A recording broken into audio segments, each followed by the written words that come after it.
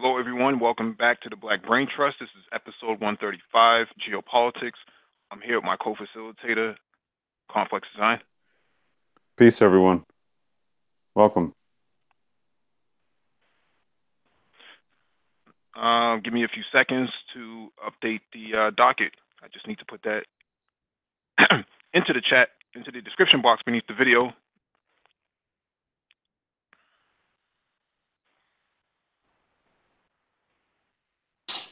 So, Mike, you while you're getting that all ready to go, hear of anything interesting on YouTube? Nothing geopolitics related, but yeah, definitely nothing geopolitics related. I don't think that some of those incidents that are happening in the events that has transpired the last 48 hours. Not as productive as I would like to see it. So Well, I mean, it depends on your definition of productive. productive meaning it has a high value and return on investment for anyone seeking out that information. If you refresh your window, people who are watching, you should have the docket in the description beneath the video.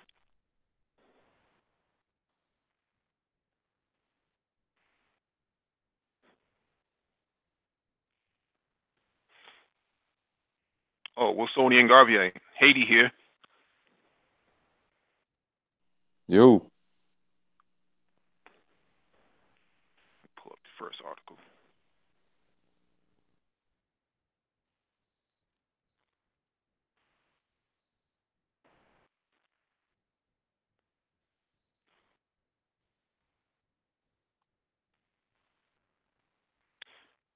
I was waiting for anti-gravity to actually be here so we can discuss the first item on the docket, but he's not here right now. So I think I'll do is I'll skip it for right now and come back to it if he ever shows up.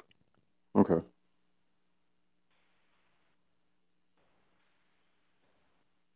And we'll jump into the next item on the docket.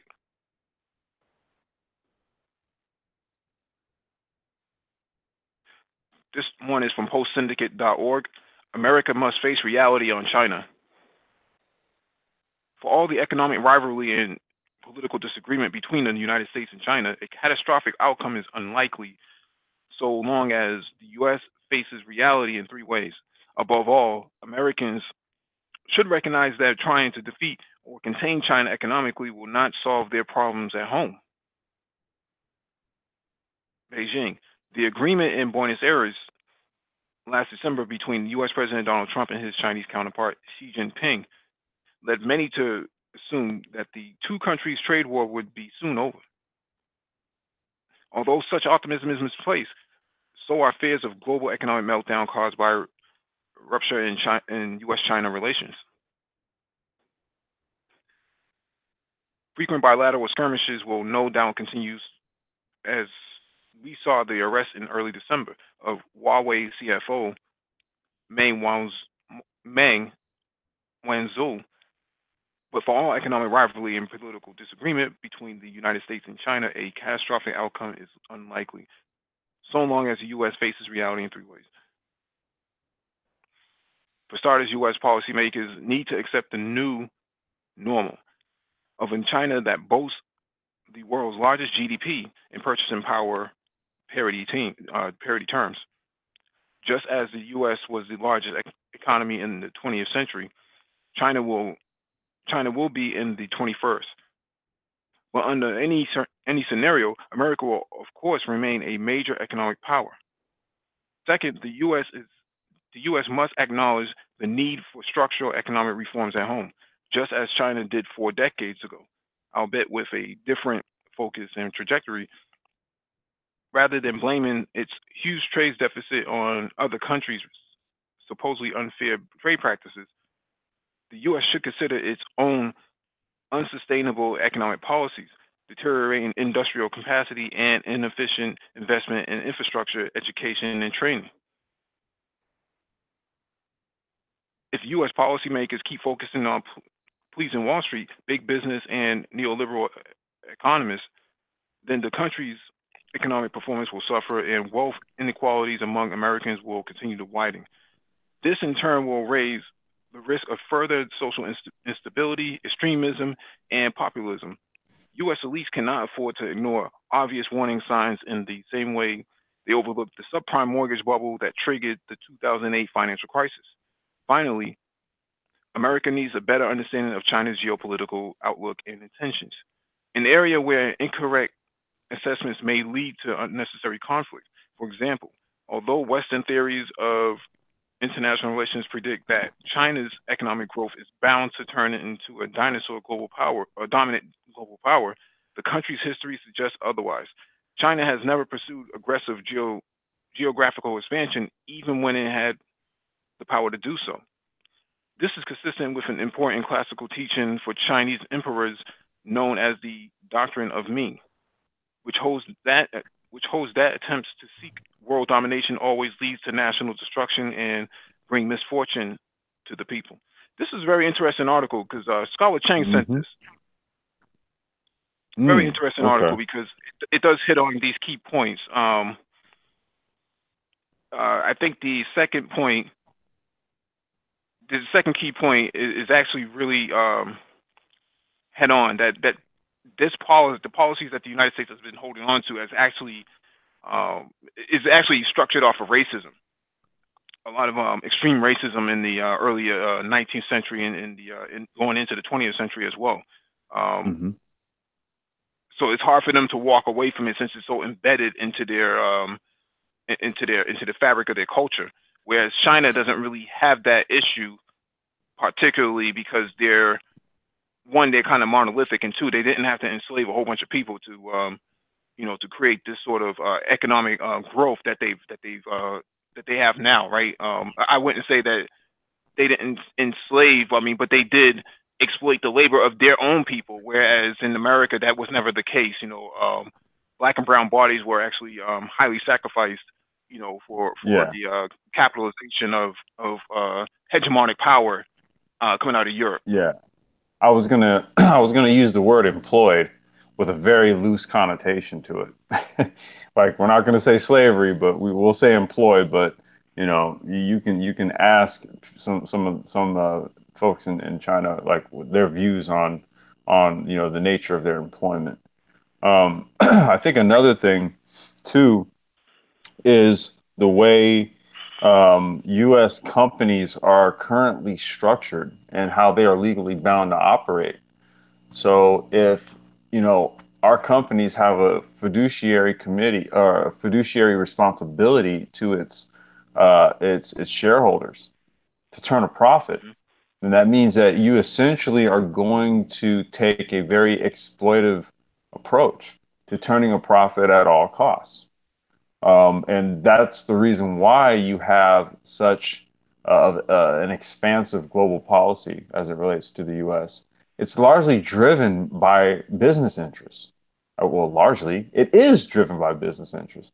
I mean, there's geopolitical elements and there's all these other elements, but they kind of they fall into this basket, right? Which is being held by a group of businessmen at the end of the day. So when we talk about like a change in policy, I mean, gosh, that's on the fundamental level. Because again, if you have if a company isn't turning a profit, you can sue them. Get the guy out of there, put another guy in there, or you could muscle your way in, corporate takeover, whatever needs to be done. But that's the way corporate law is structured in the United States. So everything's beholden to it. If you're operating a for-profit company. Hmm.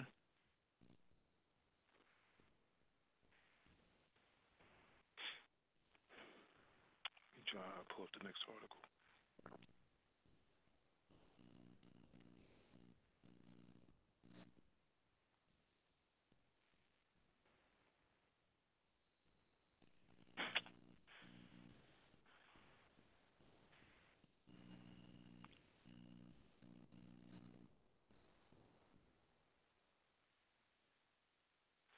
Sorry, my screen is frozen up, so give me 1 second.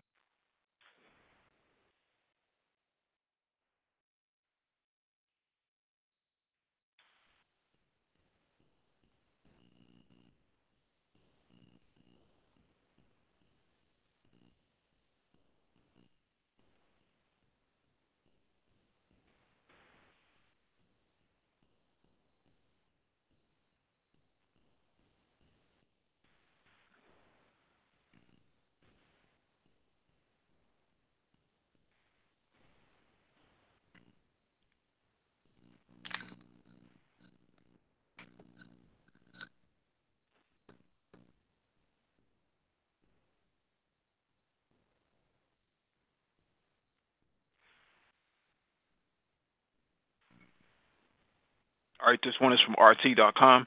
China shows off new Guam killer missile as tensions with U.S.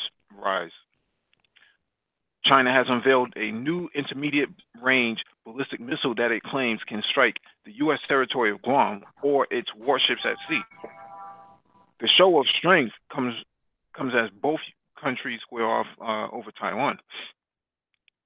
The Chinese government revealed footage of a Dongfeng 26 ballistic missile on state television on Sunday, according to the South China Morning Post.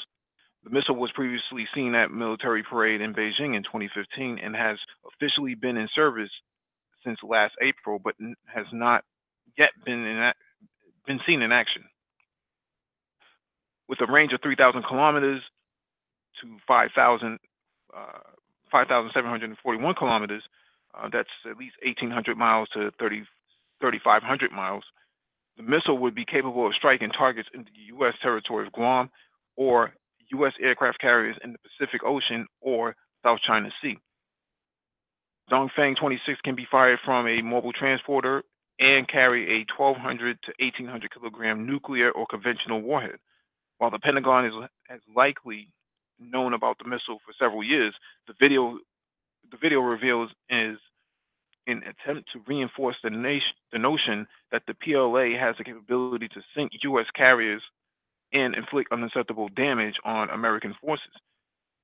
China researcher Adam Ni told the SCMP, quote, the latest drills are just another signal to the U.S. about the prevails of escalation, including by intervening militarily in support of Taiwan against China. Ni continued, quote, we are likely to see more of these drills if bilateral relations worsen. The drills come as China seeks to assert its dominance in the region. China published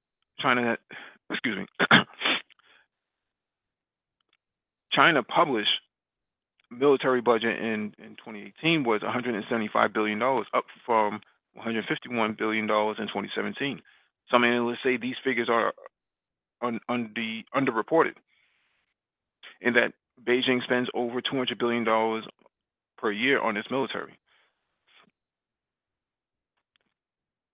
This is actually, let me play this clip real quick.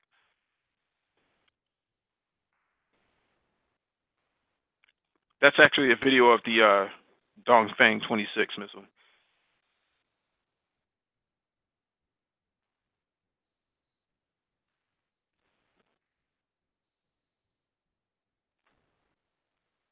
This is essentially an ICBM for all intents and purposes.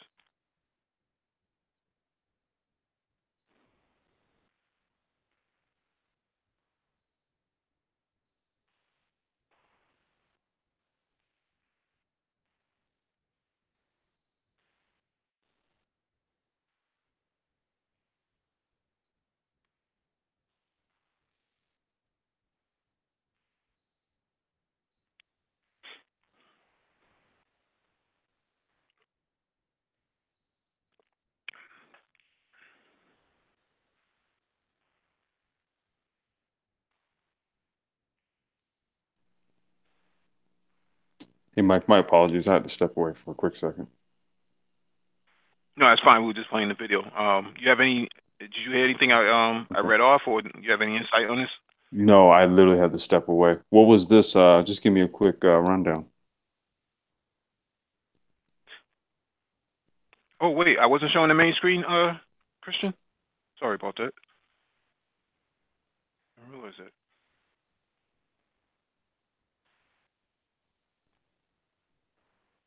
Okay, yeah, I can see it.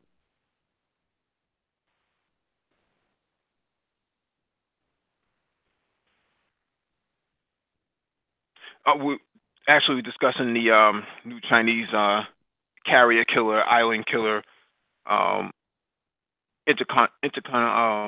ICBM missile, which is the Dongfeng 26. Yeah, I just heard about this. Hmm.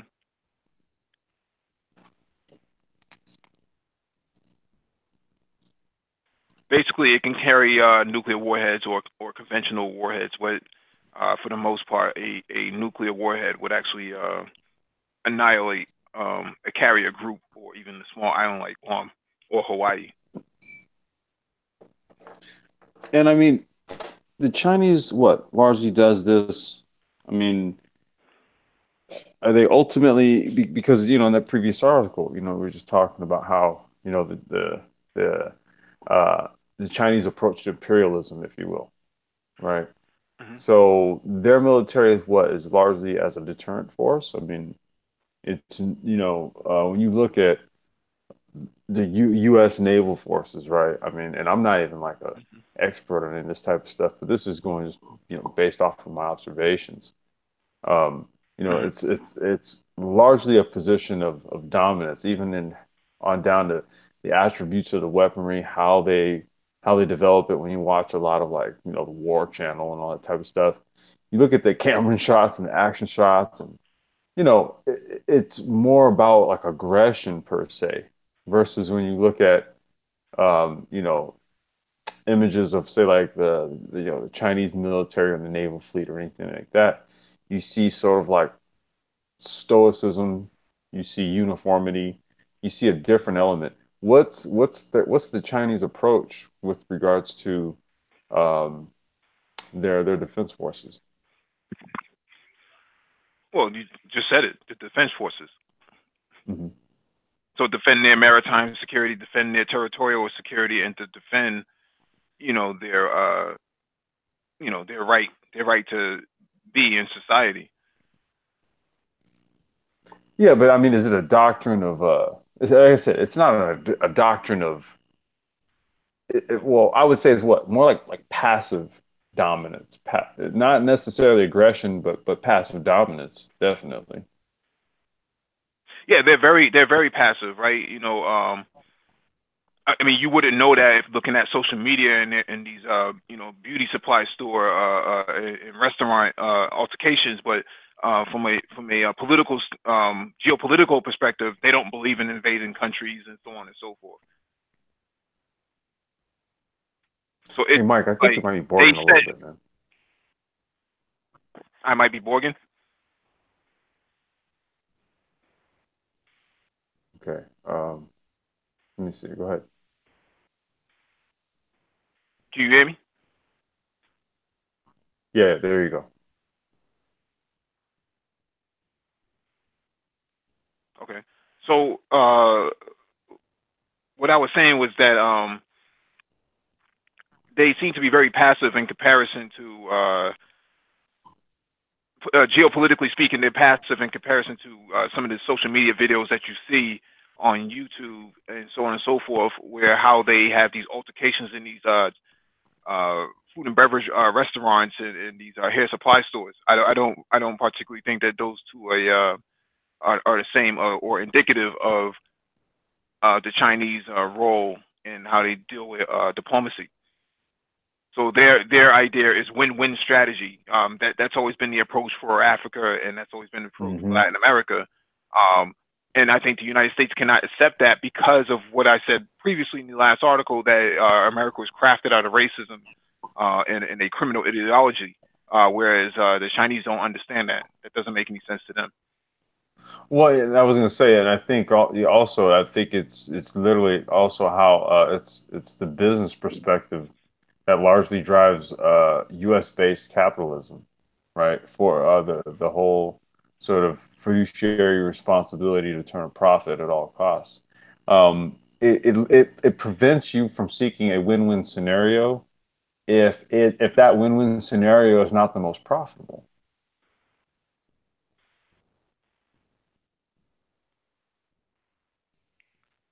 Right. But if you're willing to do it by any means necessary, like the United States, then you're constantly going to butt heads with other Exactly. foreign powers. Yep. And messing with Taiwan, is actually creating more of a tension than needs to be. I mean, you would never see Venezuela trying to do business with Puerto Rico without talking to Washington first. That just doesn't happen. Right. But if you're the United States, and that sort of approach to Taiwan or to Philippines or to even even to Ukraine, creates a bit of a conundrum in how you deal with your foreign neighbors. Yeah, it literally creates like a whole different it creates a whole different operating environment, right? Because it creates one of mistrust, distrust, uncertainty, very, very protectionist. You're not really open, you're not open to trade. You're very defensive about it. Right. And then, yeah, it becomes it's a whole different ball game, and that again, that's kind of like how the U.S. stance on how it goes about engaging the rest of the world. Yeah, absolutely. All right, let's move on to the next article.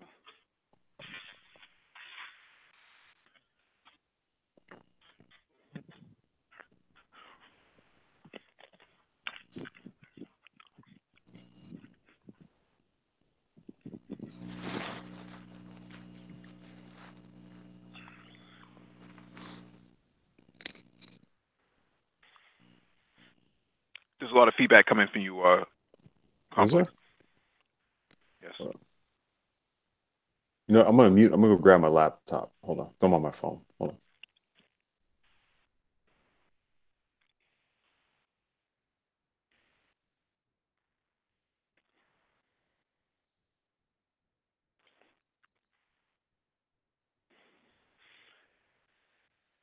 All right, this next article is from taskandpurpose.com. The Navy's newest carrier finally has the critical weapon systems that the Navy Secretary staked his job on, and it actually works. The bigger and faster electromagnetic weapons elevator on the new aircraft carrier Gerald R. Ford is finally ready for use. An achievement the Navy called a major milestone for the program and other Ford-class carriers to be built in the future. Navy Secretary Richard V. Spencer said earlier this month that he had bet his job on getting all the Ford's elevators to work, telling President Donald Trump that the project would be done by the summer, or you can fire me. In a release last week, the Navy said the advanced weapons elevator was turned over to the ship December 21st by engineers from Huntington Ingalls Industries, Newport News Shipbuilding, in Newport News, Virginia, where the Ford is going through its post-shakedown availability (PSA) to become the 11th carrier in the fleet. The AWE uses electromagnetic linear synchronous motors to accommodate heavier loads and swifter movement than the cable elevators on Nimitz-class carriers, according to the service. With the new elevator, the Ford will be able to move up to 24,000 pounds of ordnances at 150 feet per minute, compared to the 10,500 pounds at up to 100 feet per minute on the Nimitz class carrier. The results will be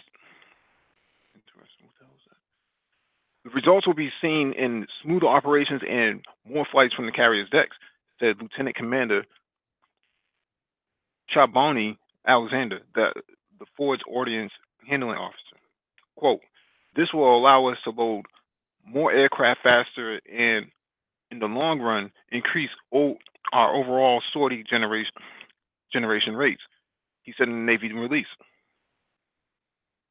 To be able, excuse me, to be able to finally push the buttons and watch it operate like it's designed to do was a great feeling. Alexander said, once these systems are proven, they are going to pay huge dividends for naval strike capability. The Ford has 3 upper stage elevators that move ordnance between the main deck and flight deck, and 7 lower stage elevators that move ordinances between the main deck and the lower levels of the ship. Getting all the elevators working was one of the main concerns. Spencer said earlier this month at an event sponsored by the Center for a New American Security.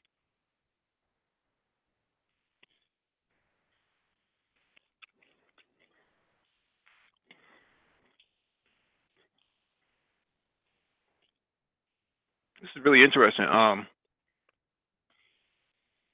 Because I don't know. Hey, I think you're borging out there, man. Actually, it's you that's borging.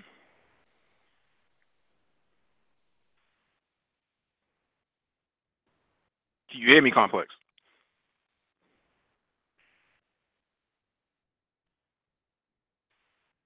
Can anybody in the chat hear me?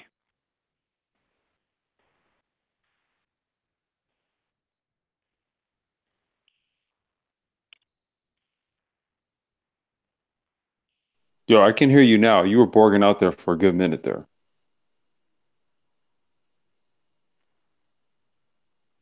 Can you kind of repeat a good bit of what it was you were saying?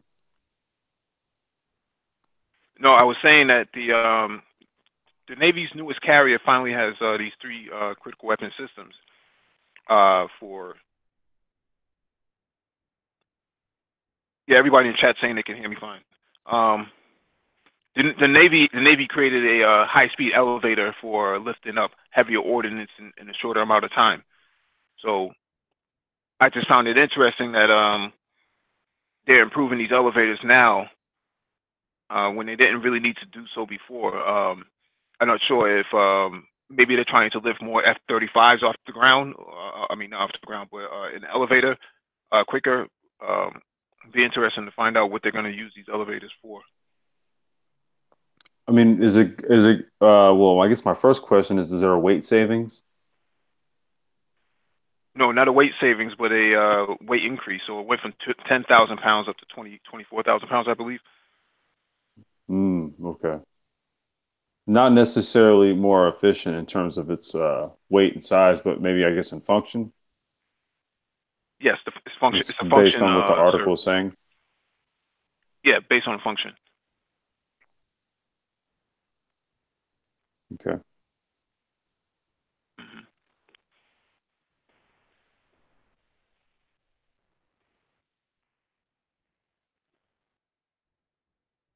All right, let me get to this next article.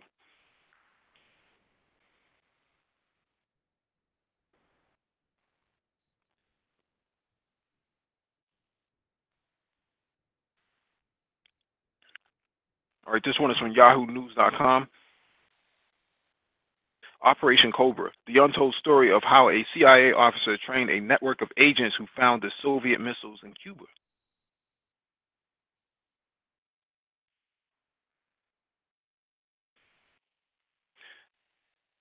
A strong southeasterly wind was whipping the surface of the Caribbean on the night of March 11, 1962. As a sport fishing boat approached the Cuban shoreline, the 30-foot Forrest Johnson Prowler was one of the strongest, fastest wooden boats available, but its engine was quite enough to allow its 3 crew members to bring it within a mile of the shore. Those sailors were some of the most experienced Marines in the CIA's small naval force of Cuban ex, Cuban ex, yeah, I think should be Cuban expats.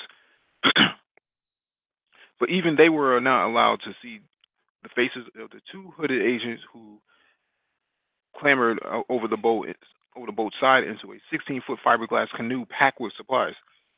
The rough sea almost ended the agent's mission before it began, when their canoe capsized as soon as they got in, spilling its precious cargo of men and gear into the swollen ocean. The crew scrambled to retrieve the packages, which were waterproof can wrapped in plastic.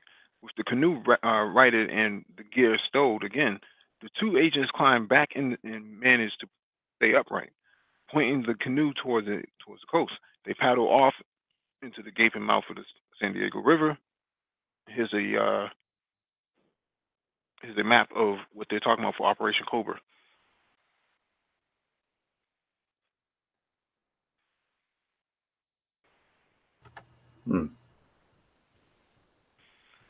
The canoe had been the idea of Tom Hewitt, the agent's case officer in the CIA's huge Miami section, where he waited for the word of the mission. Agency rules forbade him to take part in the team's infiltration, but he felt a deep responsibility for the part. A principal agent whom he trained to manage a network of sub-agents and his radio operator, it would be Hewitt's job to guide their actions from afar.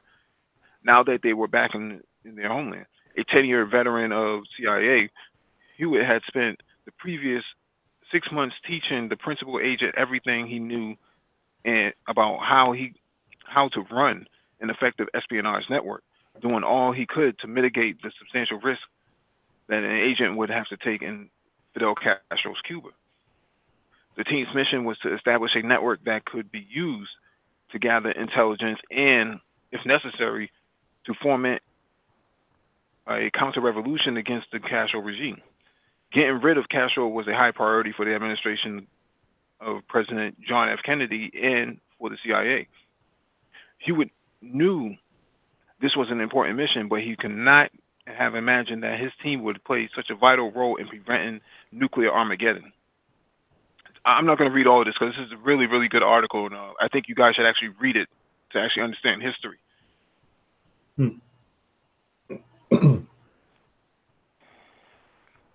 Operation Cobra was actually a really good on the cusp before there was any sort of technology, cyber security and all that stuff, cyber warfare, eavesdropping and stuff like that. Yeah, I was going to say that was my first question. That was going to be my first question. Like, what were some of the techniques used at the time? Oh, they probably had listening devices. That was really common. You can use a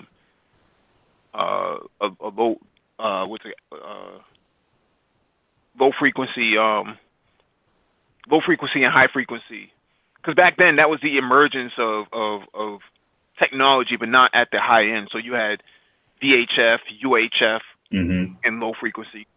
So you had VHS is very high frequency. UHF is ultra high frequency. Ultra high. You had those capabilities.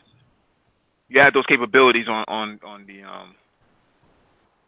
the cusp of that Cuban Revolution. So maybe the Cubans didn't have it, but definitely the United States had it at the time. Yeah. They were they were ahead. It was the CIA. That intelligence is their game, right? So. But this is really good stuff because it goes back to human, gumshoe work. That sort of Mission Impossible type of deal. Yeah, that's why I was curious as to. Oh, hey, what's going on, Lionel? What's going on, Snobs? How y'all doing today? You. What's going on, bro?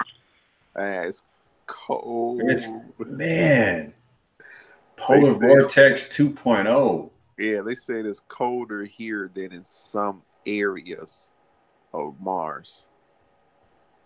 Excuse me? It's colder here than it is in some areas of Mars. I didn't mean to cut you all off. I know you all off. I apologize. No, that's something to think about. My apologies. No, but yeah, to kind of speak to what you're saying there. Oh, we got brother Jack Charles here. What's going on, G? Welcome.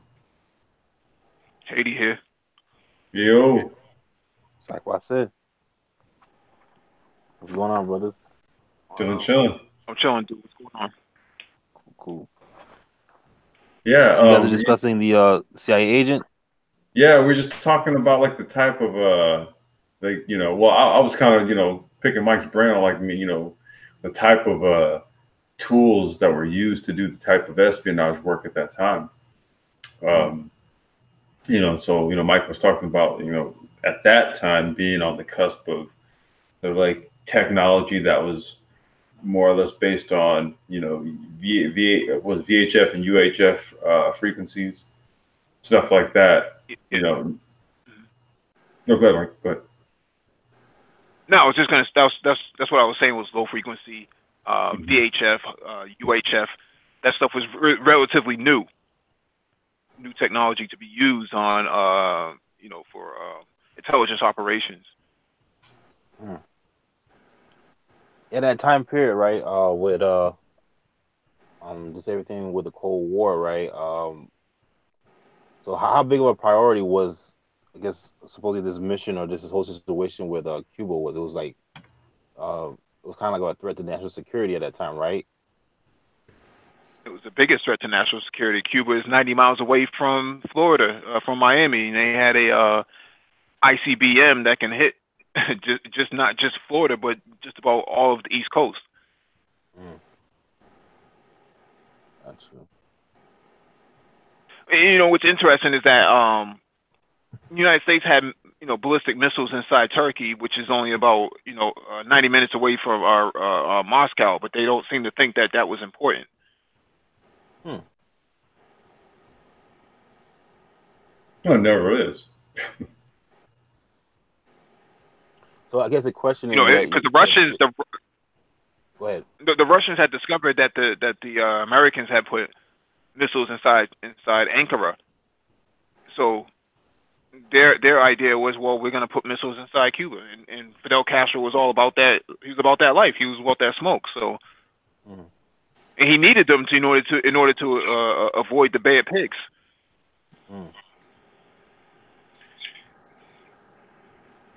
Do you think that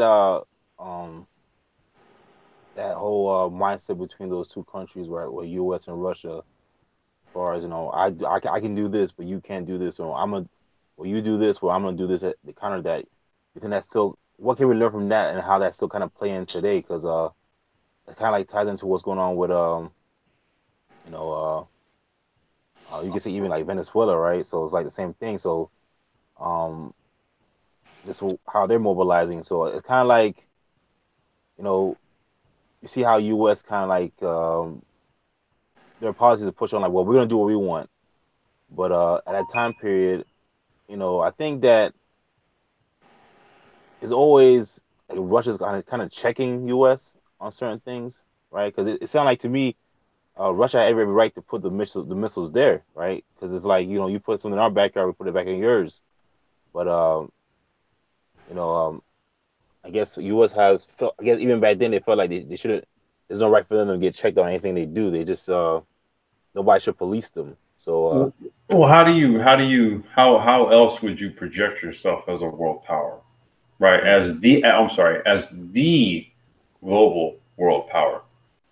Okay, if you're the global world power, then you don't bargain with people per se, right? You don't necessarily take their grievances into a consideration. It's all about the execution of what it is to keep you in your position, and two, reap the profits of the resources that you're exploiting. So those two things can't be done if they're saying, hey, but you guys are doing this and we really don't think that that's cool. That really has nothing to do with what we're trying to do here. Now, oh no, I'm right now. I'm listening. Yeah, the article.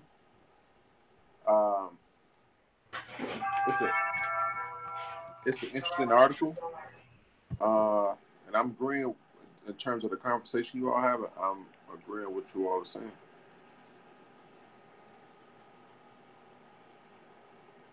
Go ahead, Complex. I was just going to read a comment here. Let's see here. This is from Abdullah bin Babi. Beijing announces deployment of carrier killer after U.S. warship sails near South China Sea. You know, it's funny that was when that was when I got hip to this. Well, on the news, on the cusp of that news, right there.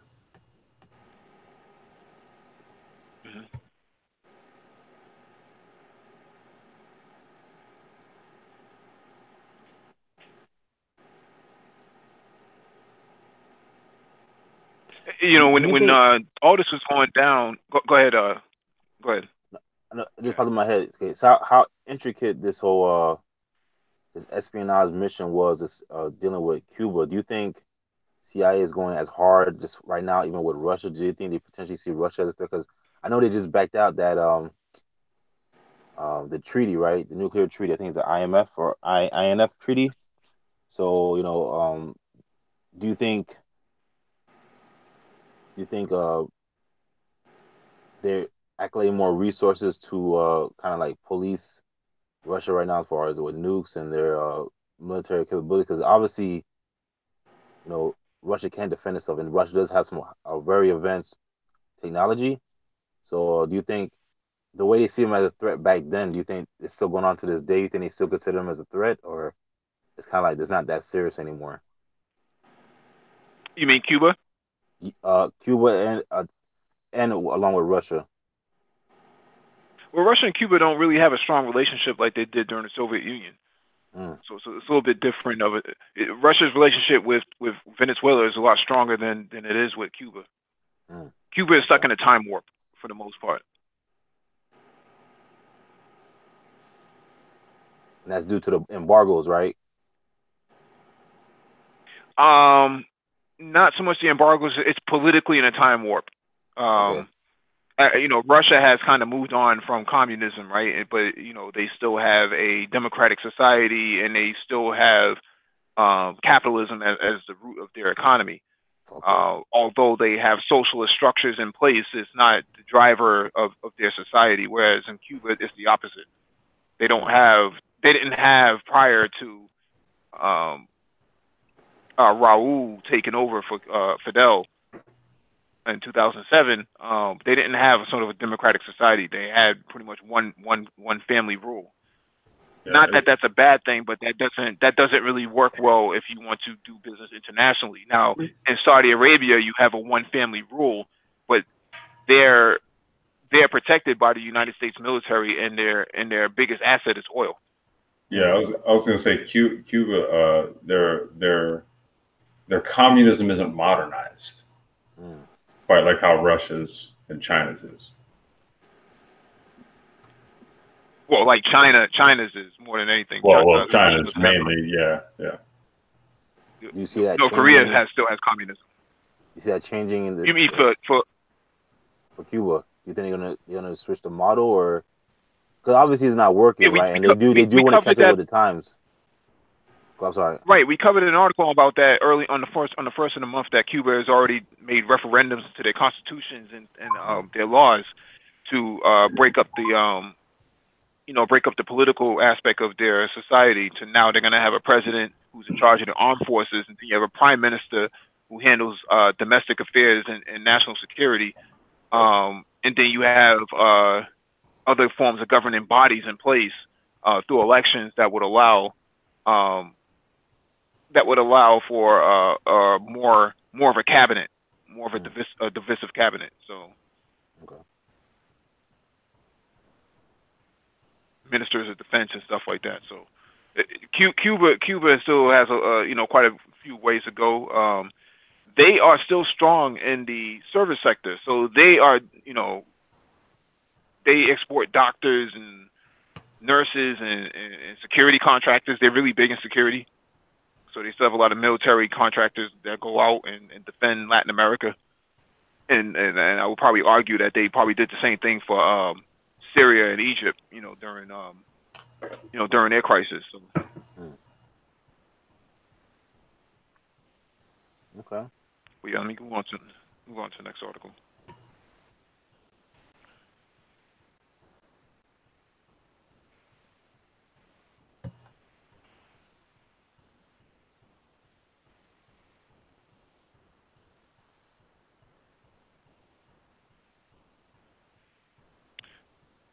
All right, this one is from NBCNews.com. Officials rejected Jared Kushner for top secret security clearance, but were overruled.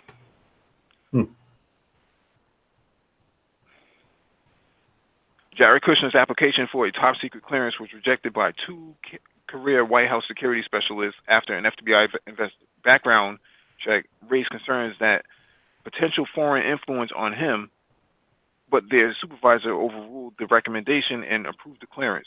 Two sources familiar with the matter told NBC News. The official, Carl Klein, is a former Pentagon employee who was installed as director of the Personal Security Office in the Executive Office of the President in May 2017. Kushner was once one of at least 30 cases in which Klein overruled career security experts and approved a top security clearance for incoming Trump officials despite unfavorable information, the two sources said. They said the number of rejections that were overruled was unprecedented. It had happened only once in 3 years preceding Klein's arrival. The sources, who spoke on condition of anonymity because of the sensitive nature of the information, said the Trump White House attracted many people with untraditional backgrounds who had complicated financial and personal histories, some of which raised red flags. Kushner's FBI background check identified questions about this family's business, his foreign contacts, his foreign travel, and meetings he had during the campaigns, the sources said, declining to be more specific. So this guy, was basically a civilian who did a lot of not so much as shady things, but really inconsistent with with what a politician would be. And he wants to be in politics now, but doesn't really have the background for it. And White House is basically saying, or White House security is basically saying, no, I don't think this guy should be here, especially with his relationship with Israel.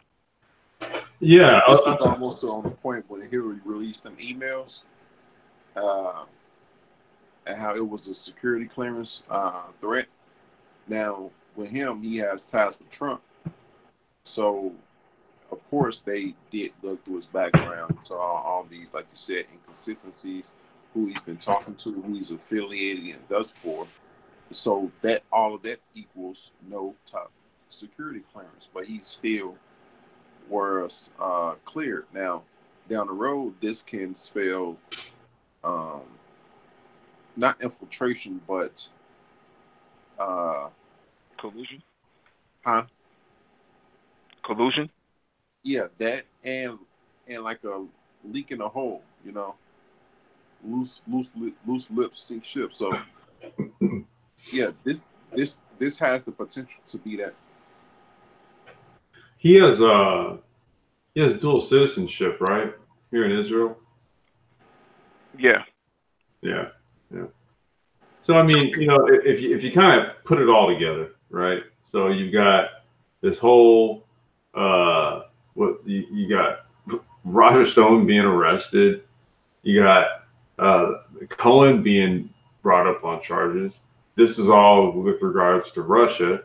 Then you got other people involved dealing, with other countries in a way where there's cause for concern about maybe some sensitive government information being passed, right? And you have all of this going on within one administration. Yeah, I think I'd probably just be like, you know what? Let's just not do that right about now.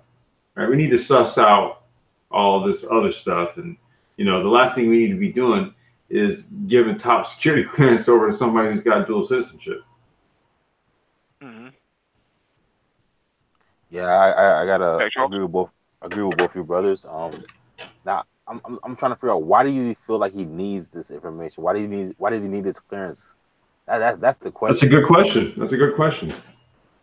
And why the big push for it? Like, now I was thinking, obviously, Trump can go ahead and can tell him the okay, and it's gonna happen. So do you think that it could be an issue with Trump maybe not, something going on in the administration where he's not really trusting some of his officials with certain information, so he could get somebody who can, he kind of felt like he trusts to get, you know, the kind of like you know, so he can go over some information with him, because I think the issue with there's a lot of mistrust within the administration with certain officials, right, and certain agencies. So I think more people that, you know, he has that he trusts is more aggressive to certain real key information. You know, I think he can discuss with and you know, ask their opinions. But I just think that there's no need for this guy to have that clearance, right? I think there was another employee at the end of the article. I guess she suffers from dwarfism, and she was stating that um, at the end of the article she was stating that you know I forgot what that word for it, but I guess she wasn't able to get the clearance, and she was saying that it was because of her height or whatnot. And then I guess the Klein, I heard that he was doing, he was telling the employees in the office to put files a little higher than they usually should be, so she can't reach it. They had to go through him to get it. So obviously there's pettiness going on with that whole situation in that administration and that office. So when I heard that, I was I'm like, trying wow, not to laugh, dude. That's fucking yeah, hilarious. that's messed up. And she's suing. She's suing. So I just think that again, you have people who've been doing it for 20 years saying, hey, he shouldn't have the clearance, and they just okay it anyway. They know what they're doing. They know there's reasons why he shouldn't have it. So obviously, there's a lot of people. There's a lot of distrust. A lot of people are now on one accord with each other in that whole administration. So I think it's all upside down up there. But this is not gonna. Again, I agree with Lionel. This is not gonna work out. It's not gonna be a good thing. It's gonna be horrible, because he's gonna mess up. He's gonna put someone in the wrong email. He's going to say something he shouldn't be speaking on, where somebody's recording, and it's gonna be bad. So it's not gonna work out. But what's your thoughts, Mike? Because um, you know, you kind of know about, you know, this a whole type of background checks and all that stuff with people. Do you think this is a good thing or a bad thing? Well, to be honest, he's not a politician, so I'm not sure why he even needs it. Right? He doesn't serve any role in regards to the advancement of the United States government. He is no one of consequence, but he has these you know, this dual citizenship that to me is very questionable. I mean, you don't see too many people in the White House who have dual citizenship to a small rogue state, With and top still, security you know, being clearances. able to say that one more time. I said with top security clearances. Yeah, top security means that you see everything that pretty much the president sees. I mean, Sure. you're in the room with the Joint Chiefs of Staff. That's a very high level. You're not anybody of consequence to have that sort of level. I mean, what decisions are you making at the end of the day that requires you to have that sort of clearance? That's why I think Trump is pushing this, because he needs his opinion on things. 'Cause I don't think he trusts what other people are telling him. So I think there's What do you mean? like Because maybe because keep in mind, Jared Kushner is no policy advisor. He's no, he's no tenured politician. politician. Yeah. He's no so tenured so politician. Who is he? so why I'm trying to figure out, so why would Trump give the okay to pass him, to give it to him? Like why? Well, because he's married to Ivanka, right? Yeah, I think one of his daughters. Yeah, I think Ivanka. Yeah, Yeah, you're right. bunker. Yeah, he's married Mm. to Ivanka, so that's where that relationship comes from. But also that keeps his relationship with Tel Aviv strong, right? So, in my opinion, Jared Kushner doesn't, Doesn't he, need it. he needs to go run for office or something.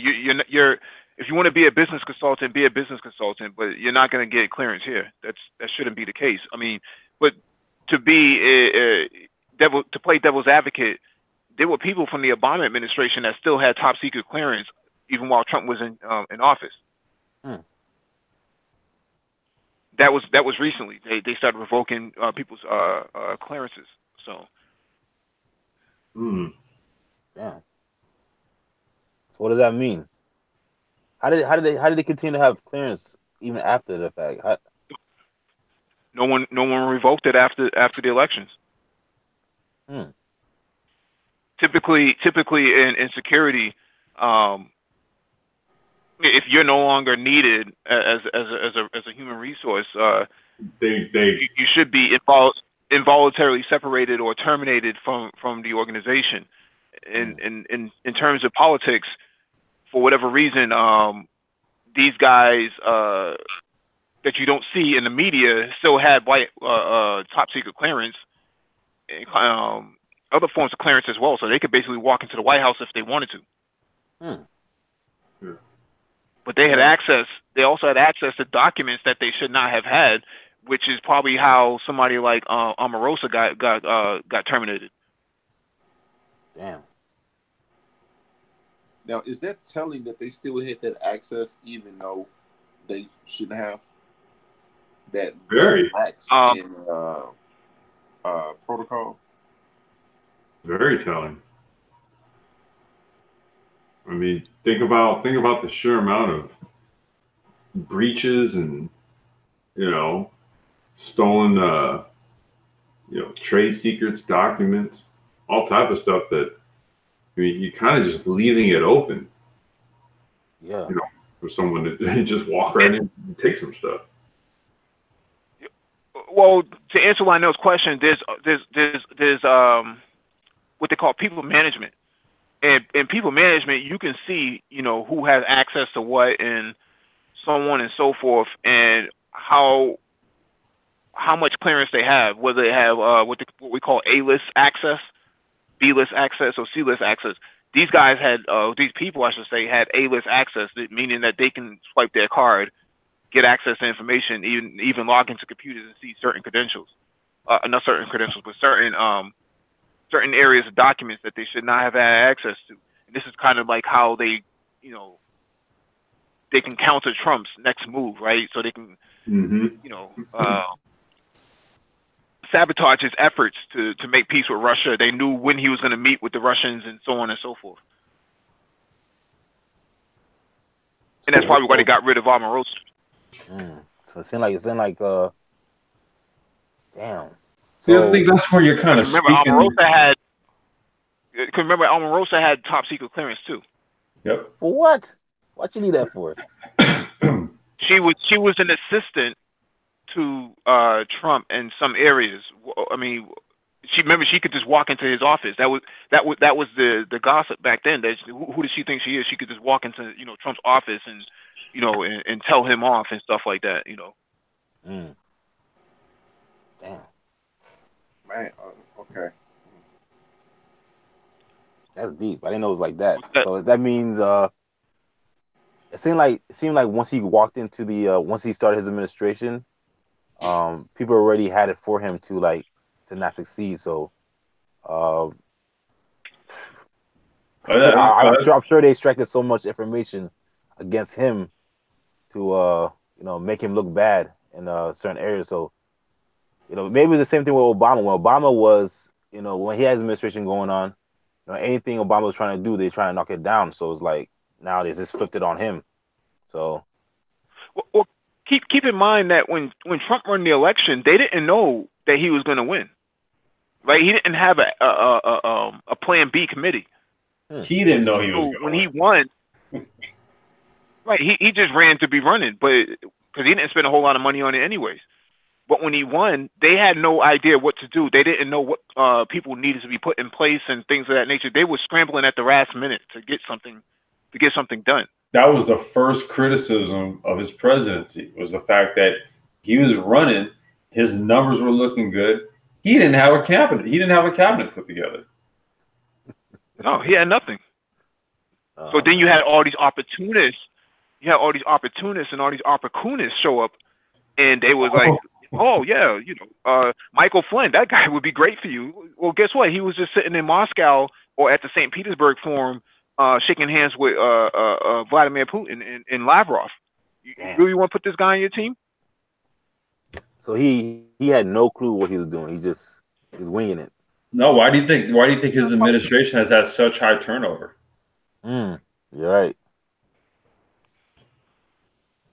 That's deep. What was that, Lino?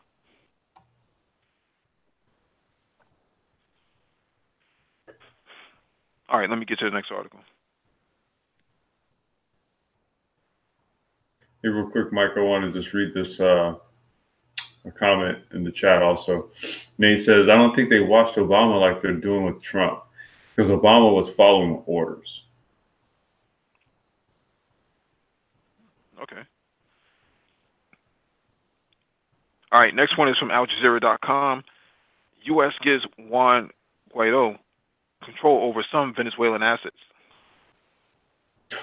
Wow. The United States said it has handed control of Venezuela's bank accounts. What?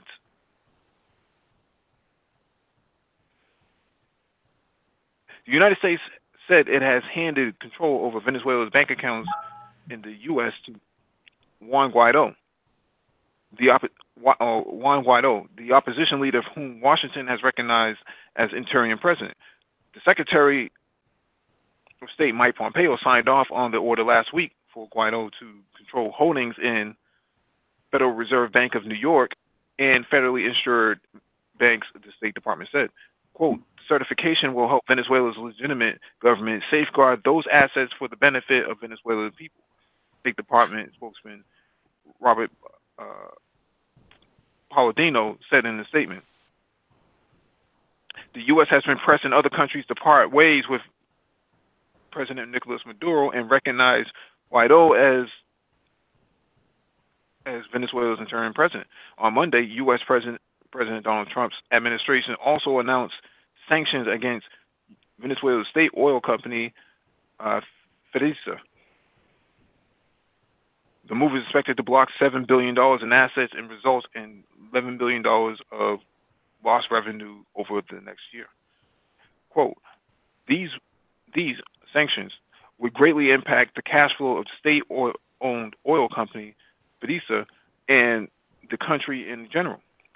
Carlos Eduardo Pina, a Venezuelan political scientist, told Al Jazeera. Quote, a lower inflow of foreign currency to Venezuela's economy would limit the supply of dollars and thus the exchange rate would increase considerably. Quote, an increase in the exchange rate introduces into higher inflation, leading to huge discomfort among the population that could end leading to the further protests, Pena said. Treasury Secretary Stephen Mnuchin, speaking Tuesday to the Fox News Business Network, said that the more economic pressure could be coming. Quote, we will always look at additional sanctions to make sure we protect the assets of the countries for the people of Venezuela, he said, adding that the U.S. wanted to ensure that medicine and other humanitarian goods can still go through. In response to the U.S. move, Maduro on Monday vowed to take action, calling the sanctions criminal and accused Washington of robbing Venezuela of oil riches that rightfully belong to them. External interference will complicate things.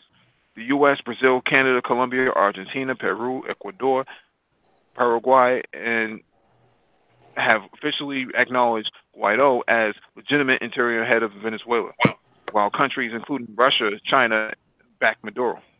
Inside Venezuela, Maduro holds the reins of power with armed forces still loyal despite an opposition push to gain their support by proposing amnesty for anybody who supports Guaido's transitional government.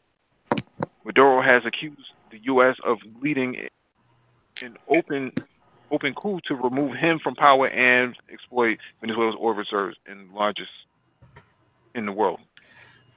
So, what's going on, DE?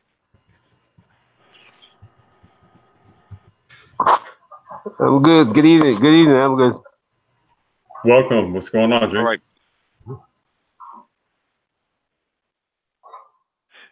Yeah, I just wanted to give my analysis real quick. Yeah, I find it interesting that Trump would support something like this. Meanwhile, in the United States, there's a slow-moving coup coming up against him, and he's trying to, recognize another individual as the interim president, while at the same time there's powers surrounding him that are knocking down chess pieces all around him, from Michael Flynn all the way up to Omarosa to Jared Kushner. All these pieces that strengthen his team are being knocked down to take him down, and he wants to go recognize another government, another person to overthrow another government. You really can't make this stuff up when it comes to this sort of issue in Venezuela.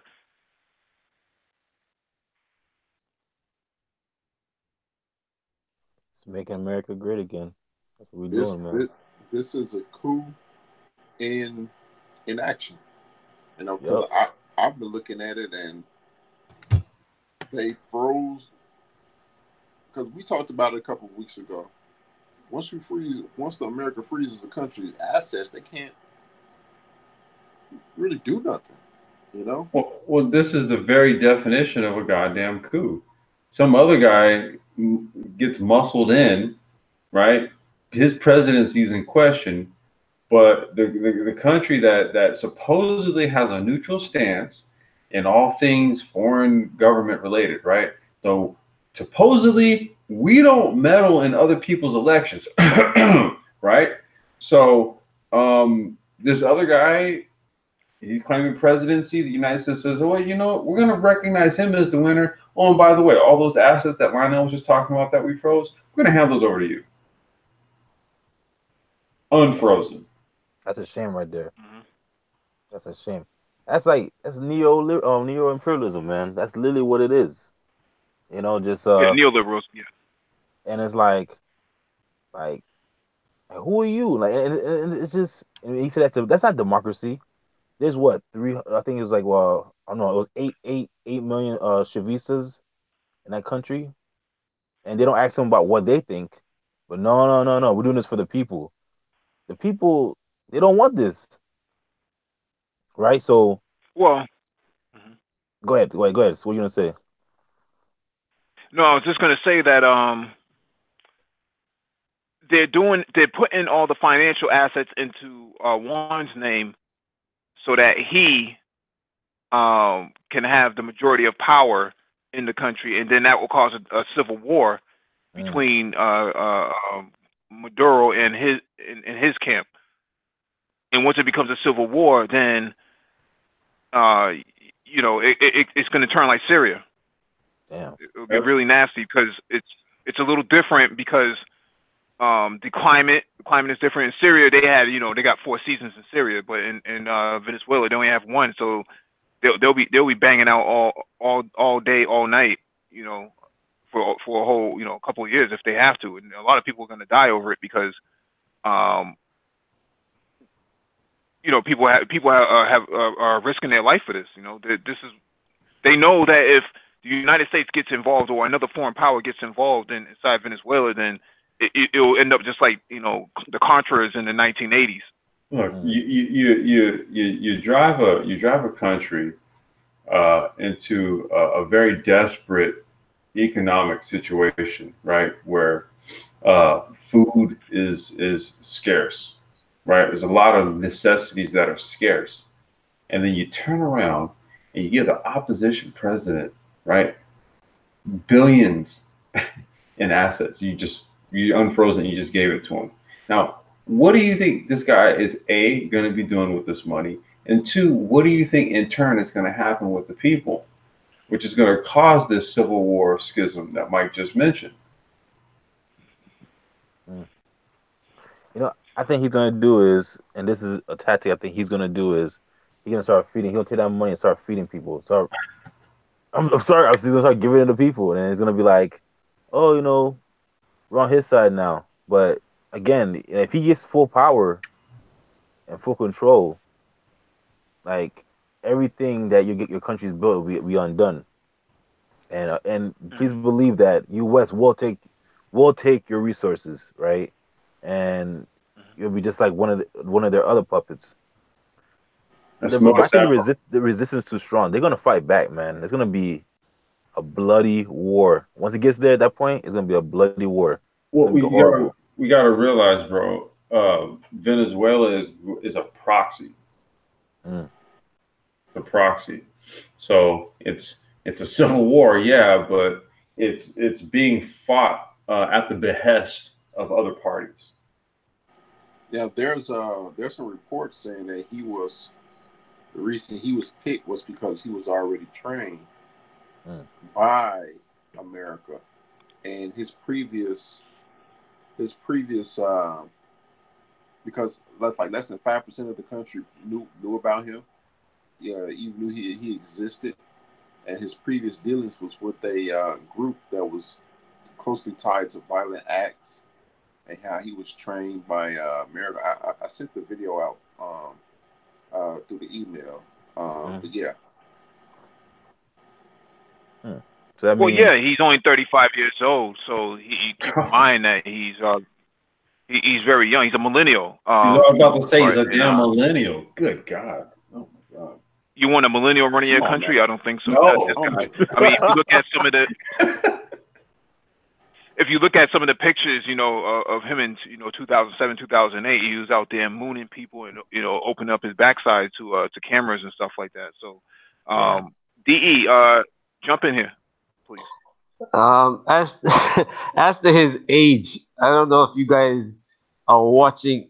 This is like you gotta watch the whole world stage because Macron, his age, the new Italian prime minister, his age. Okay. These guys are being handpicked, groomed, and somebody is teaching them how they want things done. And Venezuela is mm, when you have a pocket full of money in Venezuela. I don't know if you guys know about South America. When you have a pocket full of money, you're like the Godfather, and everybody is supposed to come to you.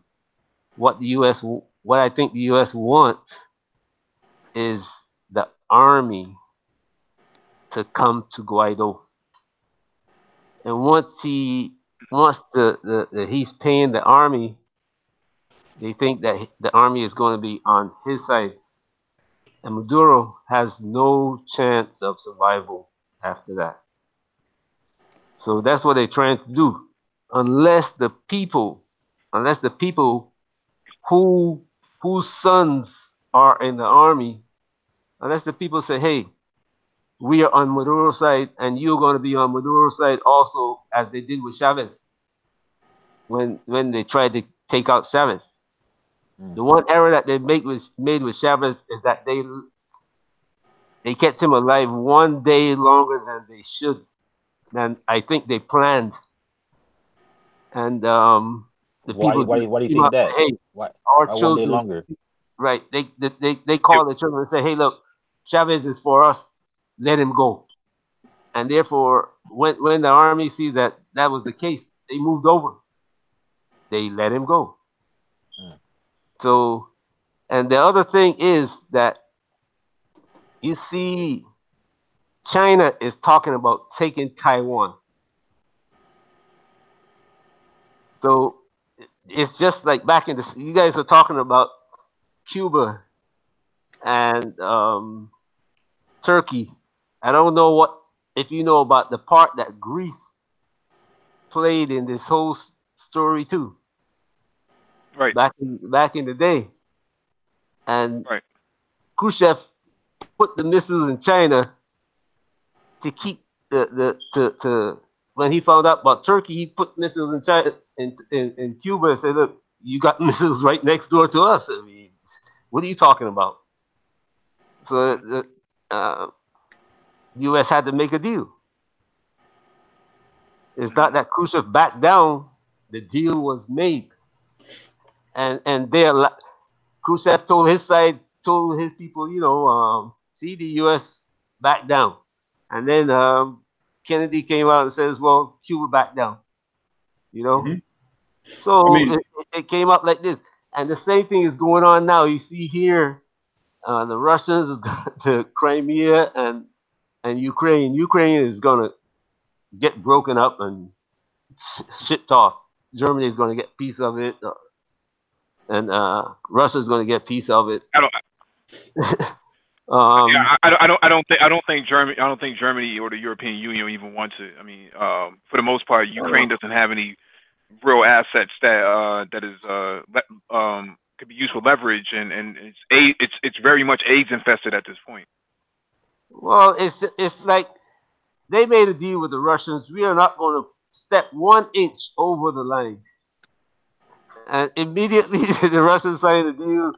They went off the U.S. bought out every military, started collecting military toys in Russia until Putin came to power. I don't know if Right. you ever.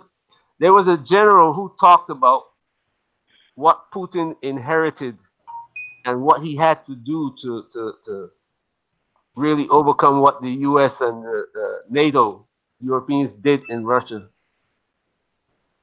And Yeah, they very interested. He was very, very interested because the U.S. has almost stripped them clean of everything that they had. mhm. So Right. this is the whole But yeah, world.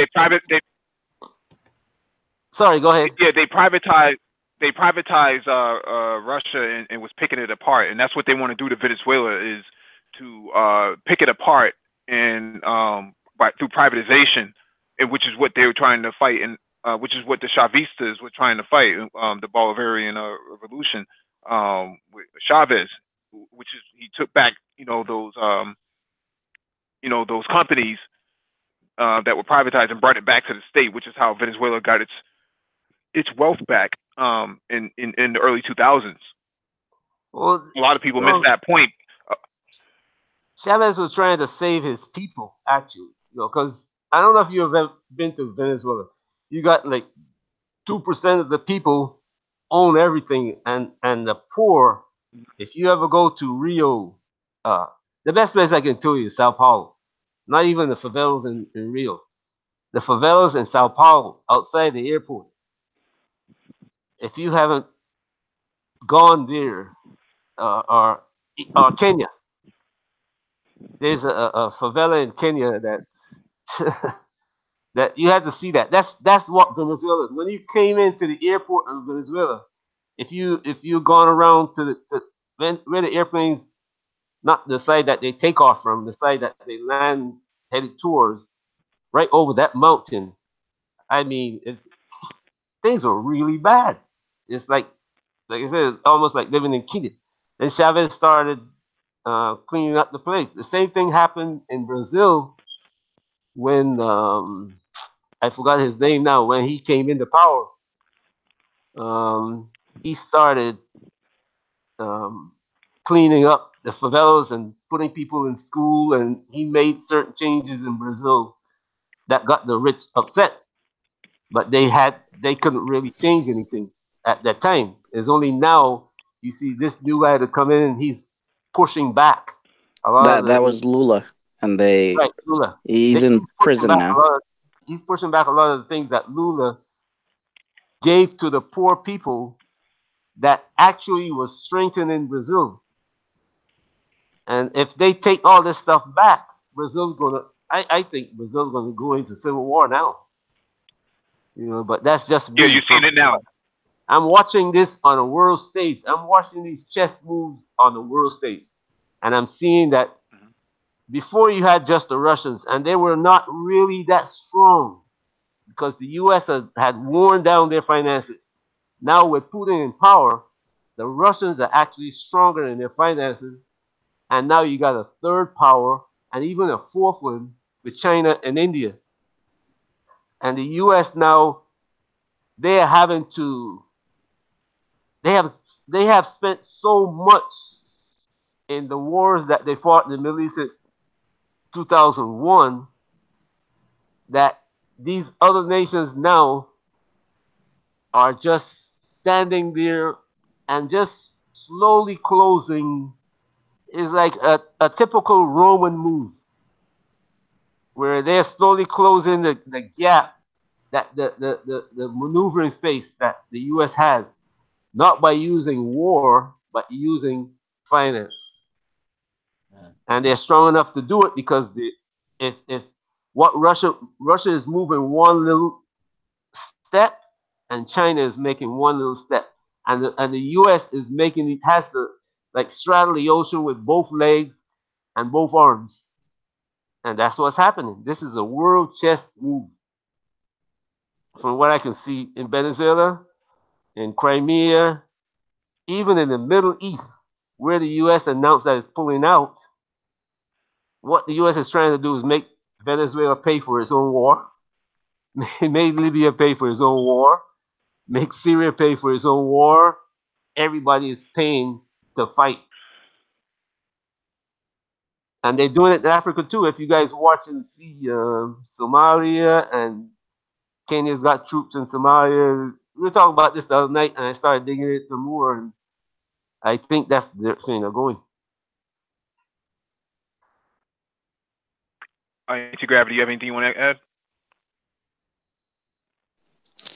No, I didn't hear the article, so I'll go on the next one, or speak on the next one, I guess. Mano, you have anything you want to add? No. What's going on, anti-gravity? I'm doing good, bros. How are you guys? Good. Good.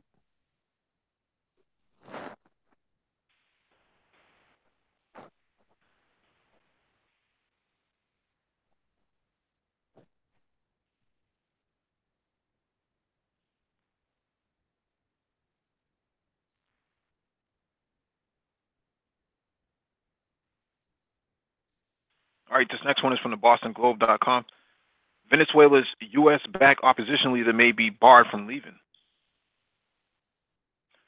Venezuela's chief prosecutor on Tuesday asked the pro-government Supreme Court to prohibit opposition leader and self-declared interim president Juan Guaido from leaving the country and to freeze his bank accounts a day after the United States slapped sweeping sanctions on Venezuela's state-run oil company.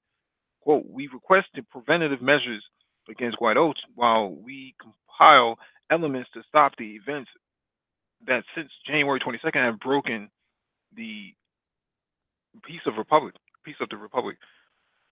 The prosecutor, Tariq Saab, said in a news conference. Speaking at the opposition-led National Assembly, which he heads, Guaido responded to the move by dismissing it as, quote, nothing new under the sun. He said it came from a, quote, a regime that doesn't give answers to Venezuelans and whose, quote, only answer is persecution and repression. Guaido added, quote, the world is clear on what's happening in Venezuela. Let's not desist because of threats of persecution. We will continue to advance in our fight. The United States, which backs Guaido as a legitimate leader of Venezuela, pushed back hard against the chief prosecutor's effort. We denounced, quote, we denounced the illegitimate former Venezuela attorney general's threats against President Juan Guaido. Quote, while White House National Security Advisor John Bolton wrote on Twitter, quote, let me reiterate, there will be serious consequences for those who attempt to subvert democracy and harm Guaido. The chief prosecutor's request came after the United States on Monday escalated its efforts to unseat leftist President Nicolas Maduro by punishing the state oil company.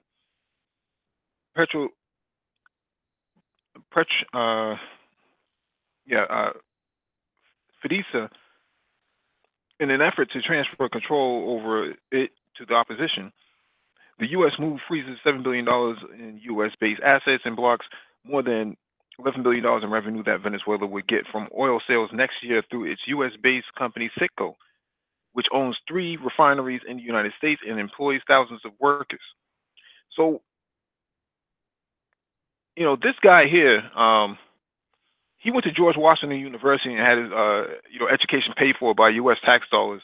You know, and I find that to be very interesting because most black people, most black men can't get a good scholarship or grant, other than going through Sally Mae to get a good education. But I digress. The U.S. looking at this guy and basically saying, well, we recognize him as the president. Imagine if foreign powers like in Africa said, we're not talking to the United States because, of what Trump said about, shithole countries. And if we recognize, Jill Stein from the Green Party as the legitimate, president of the United States, despite the fact that she didn't win the elections at all. She didn't even come in 1%, I think.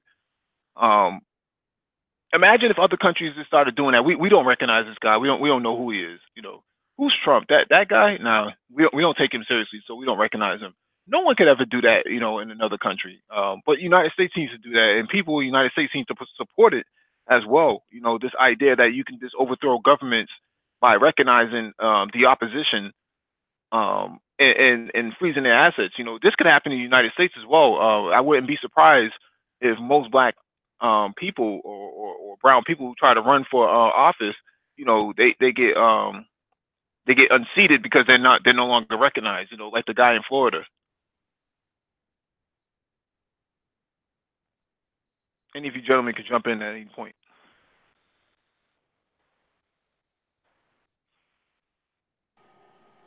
Yeah, I think it's wild because I don't know if they're trying to turn Venezuela into another Syria, another Iraq, but the common factor here is they have all that oil, and U.S. oil companies want to be the ones who are making the money from that oil, not the Venezuelan people. How much money is in that oil? Like, how much money is worth of oil do they have that Venezuela has? More than Saudi Arabia, I think. Is that correct, Mike? It's the world. It's the world supply. It's the world supply of oil. Although it takes a different process to actually refine it, they have the world's supply. They were pumping $3 billion barrels a day. I think Saudi Arabia does something very similar in terms of numbers, but their oil is a bit different. Right. Venezuela has the world's largest proven supply of oil in the world, more than Saudi Arabia in that case. But you're right about the different process. Okay, from you guys' experience, because you guys are real seasoned, seeing what happened with Libya, seeing what happened with, technically with Syria, all these different countries where all these coups that U.S. Try to manifest, right?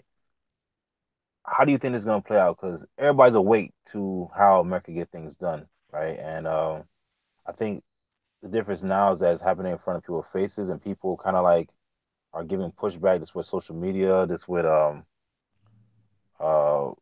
even on mass media, people are starting to give a little pushback. So, how do you think this is going to play out? Because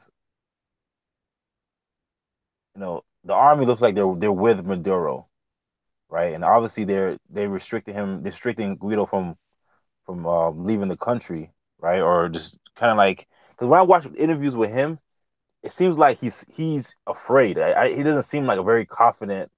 He's always like he's in hiding for some reason. Like he's been out with people out recently, but he's always hiding. So how do you think this is gonna play out? Because I think he should be afraid for his life. But you talking about Guido? Guido, yeah, because he seems like he's always scared. Like even when I look at his interview, he doesn't seem confident. He just seems scared. Like because that's very volatile. Is that? Yeah, but you would be scared too if you had no idea that where the United States was going to back you up because you don't have the military behind you. Right? I mean, you're 35. Guaido. Well, 35, and he's being given script, right? So somebody's texting him information, right? What to say and how to say it. He's banking on the United States to come in and save him. That's really what he wants. So that's why he feels bold enough to come out and say these ridiculous things, but at the same time,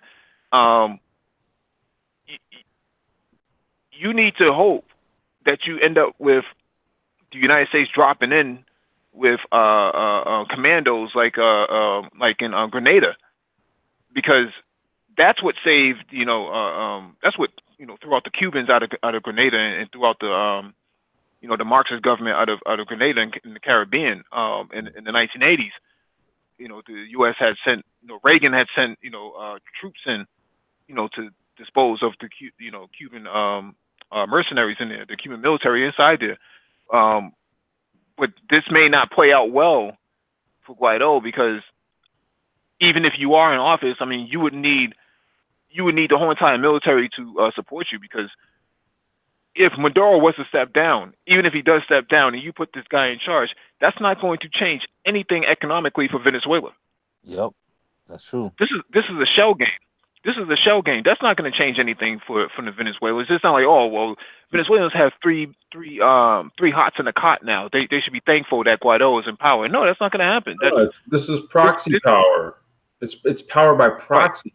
Right. Guaido, he himself has zero fucking power.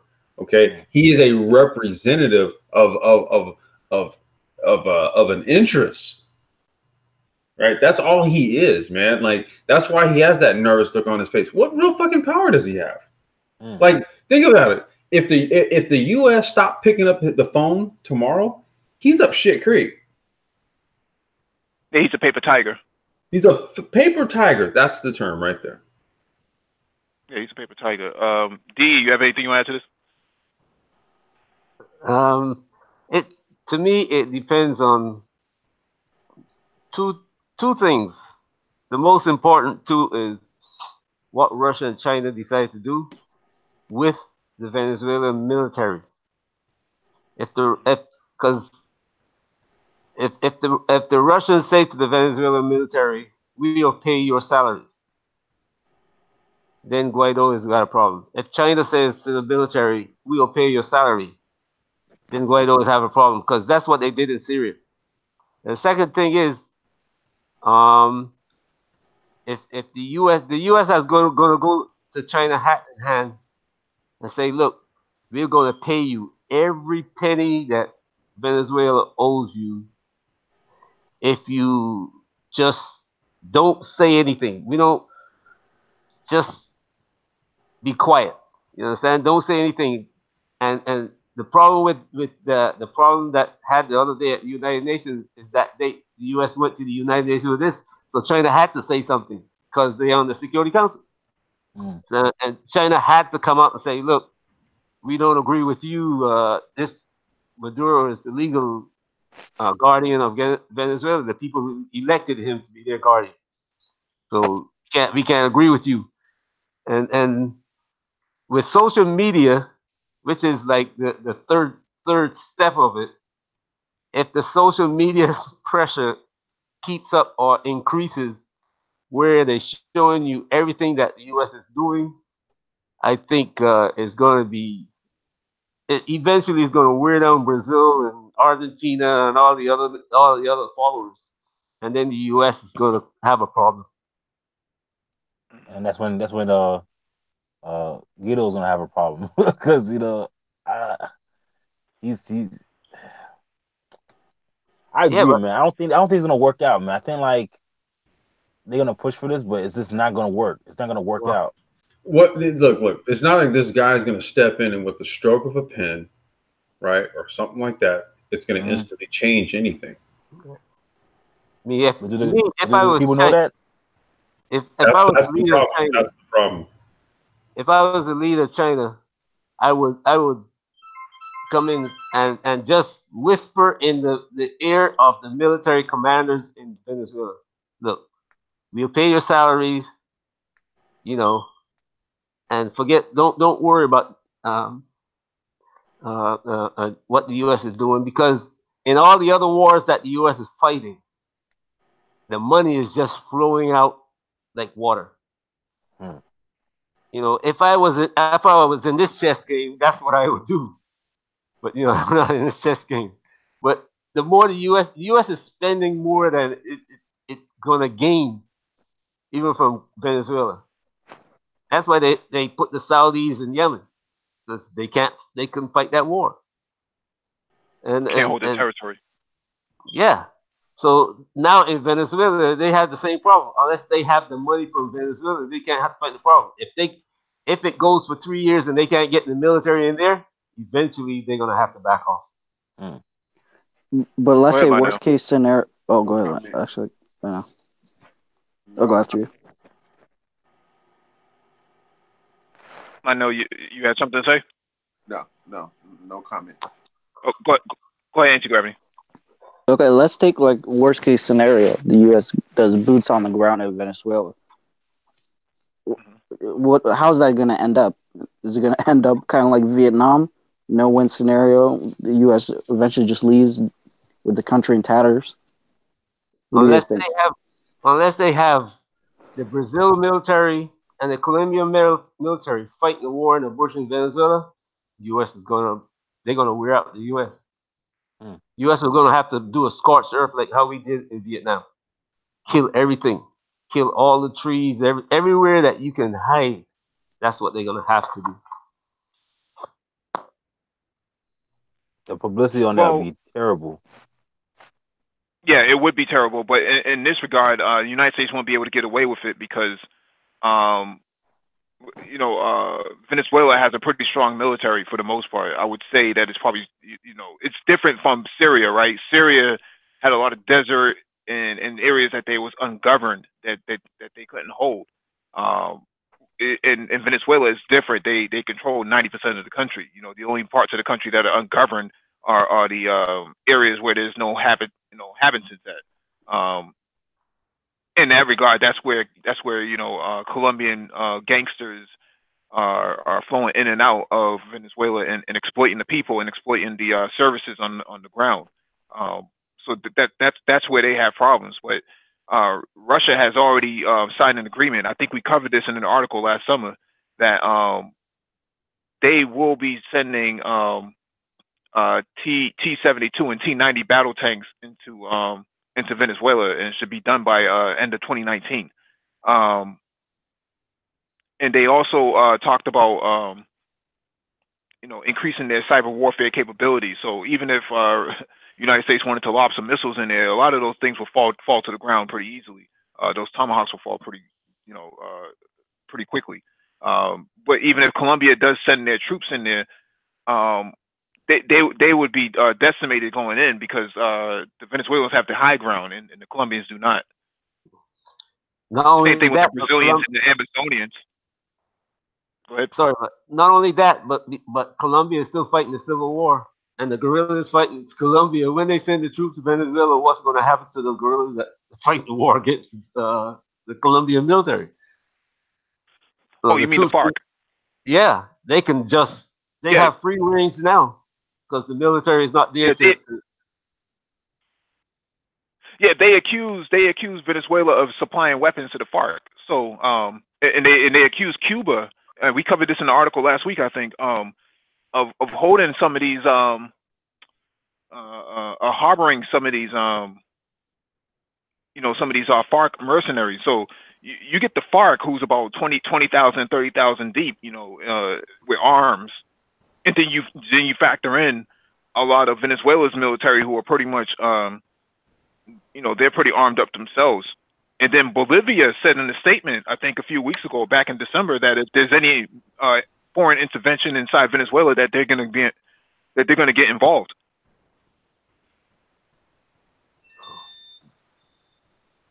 It could turn into another Syria, basically, just for the most part.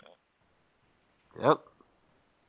Well, financially, I don't think U.S. can handle this, man, because they had to borrow, even in the beginning of the year, they needed to borrow $1 trillion just for the deficit.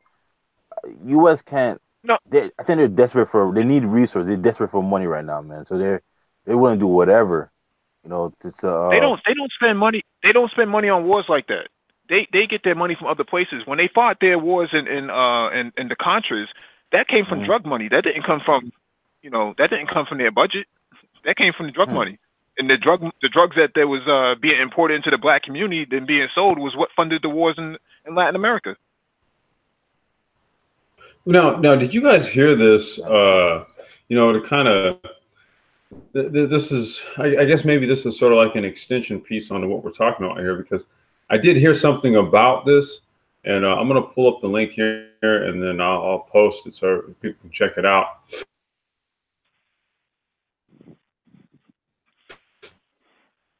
but the island support of Venezuela's Maduro. Who? Who? Say that one more time. I heard him post a link to the article here. Wait, who's supporting who? So the U.S. is considering putting on the terror list over its support of Maduro. Oh, Here, let me. they're gonna try. I'm to still split the not sure I difference. heard that. Could you repeat that again? The U.S. is considering putting Cuba on the terror list. Oh, shit. Due to its support of Maduro. Hold on, I'm going to put the link here. Mike, if you wanted to, just to get, if you guys want to throw it out, I'm going to put it in the chat too. Yeah, but Cuba, Cuba has always been on the list of bad state actors, so that's nothing new. Putting them on the terrorist list now would give them unlimited godlike powers to go in there and dismantle them. But well, I mean, I think that actually might be kind of like a intended or unintended, depending on your view, consequence, because you know these sanctions are basically going to hit Cuba vis-a-vis Venezuela. So you're talking kind of like a 1-2 punch. It almost strikes me as if this was almost kind of on purpose. yeah, but Cuba already had sanctions on it since the 1960s. That's nothing new. No. What I'm saying is that the position that Cuba is being, well, not necessarily being put into, but well, yeah, the position that they are being put into, based on where they lie geopolitically speaking.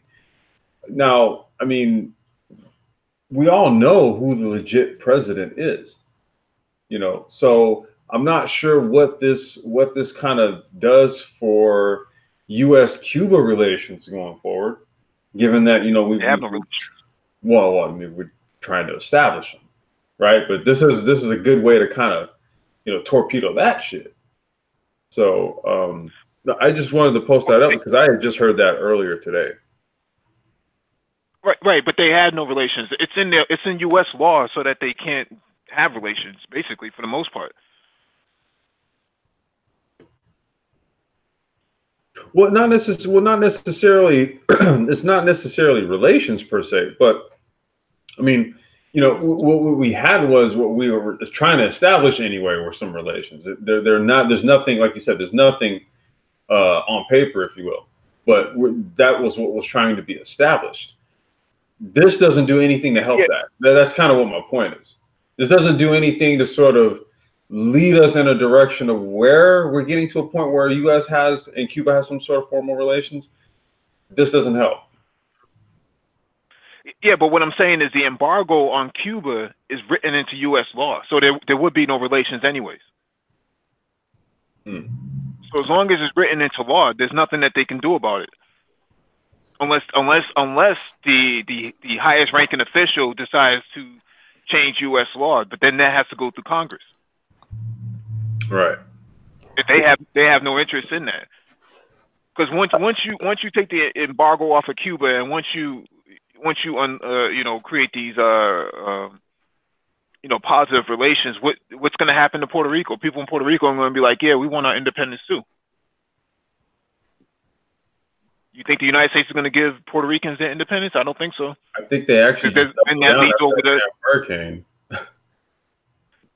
And then that will spread to Guam.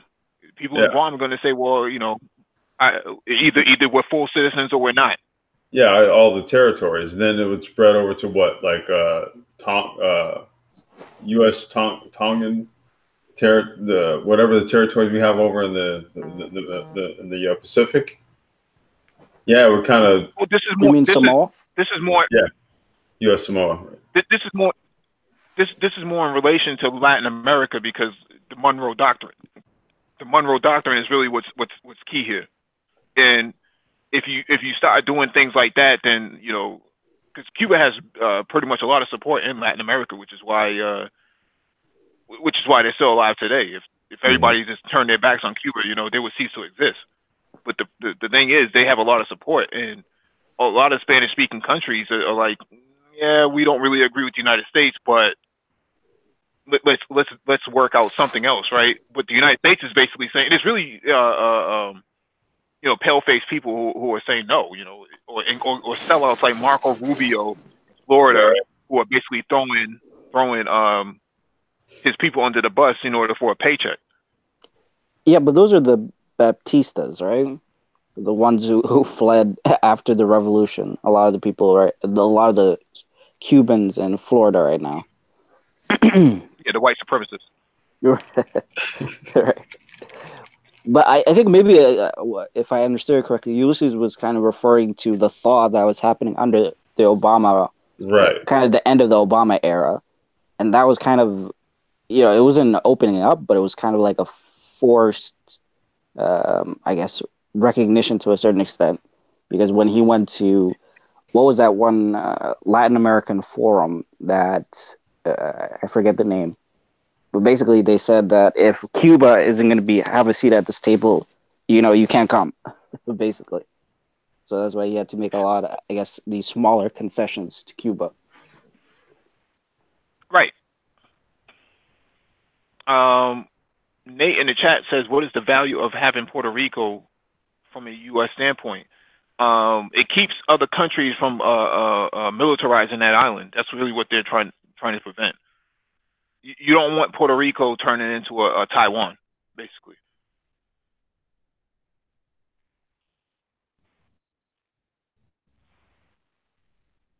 But I don't know if this is part of the articles that you're going to get to later, but I think it happened fairly recently, the Uruguay peace talks for Venezuela.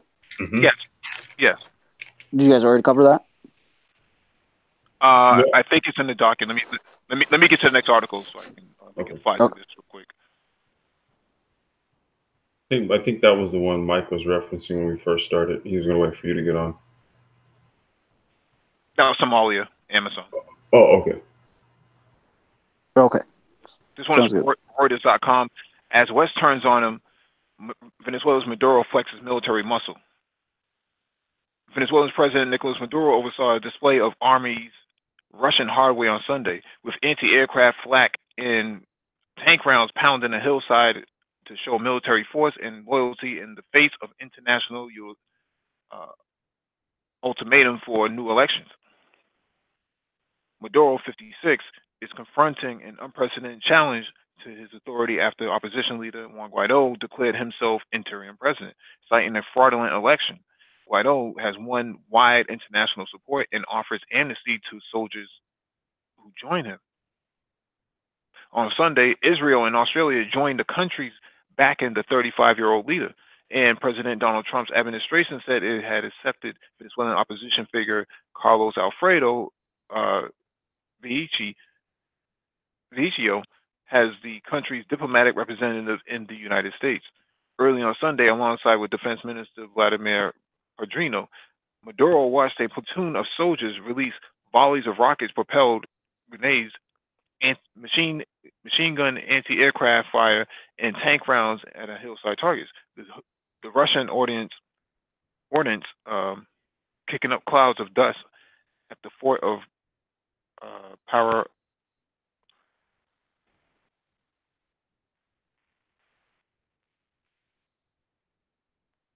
Yeah, I can't pronounce that right now. I think it's Paramacay. Yeah, I think that is. I know there's an accent that goes with it, so that's why I didn't want to pronounce it. Yeah. Maduro said the display showed the world he had the backing of the military and that Venezuela's armed forces were ready to defend the country. Maduro says Guaido is taking part in a coup directed by Trump's headline policy advisors, who include Cold War veterans John Bolton and Elliot Abrams. Quote, nobody respects the weak, cowards, traitors. In this world, what's respected is the brave, the courageous, and power, Maduro said. Nobody should even think of stepping on this sacred soil. Venezuela wants peace, he said. To guarantee peace, we have to be prepared. This is a picture of Maduro running with his people.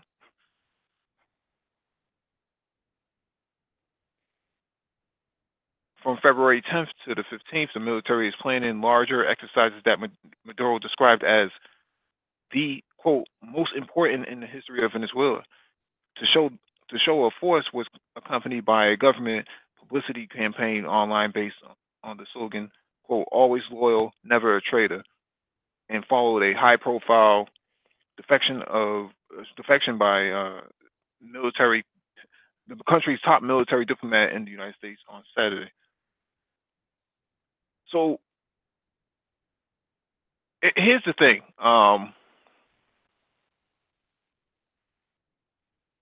This guy, Guaido, was accepting text messages from the State Department and Mike Pence, and even got a phone call from Mike Pence, you know, saying that I recognize you as a leader of Venezuela, right? Most constitutions, if not all constitutions, forbid citizens of their country from colluding with foreign powers or entities to overthrow their democracy and their democratically elected officials. That's a sign of treason. This guy should be arrested by law. You know, in Venezuela, he should be arrested for accepting communications from foreign adversaries and foreign entities to overthrow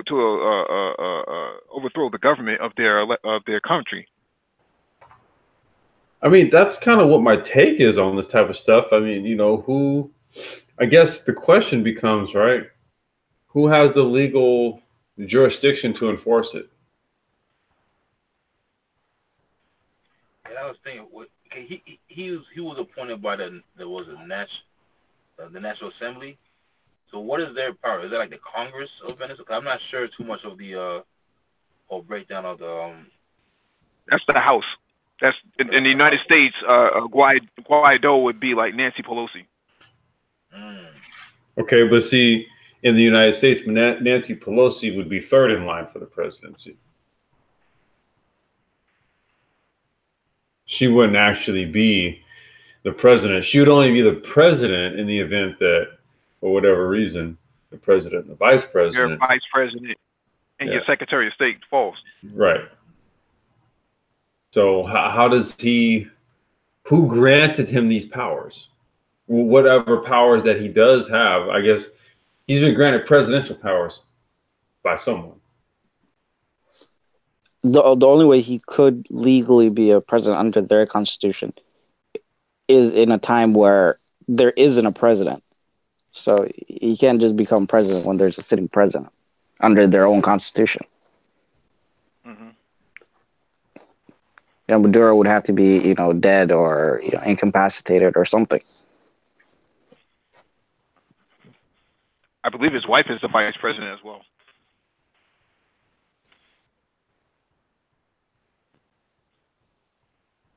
You said his wife?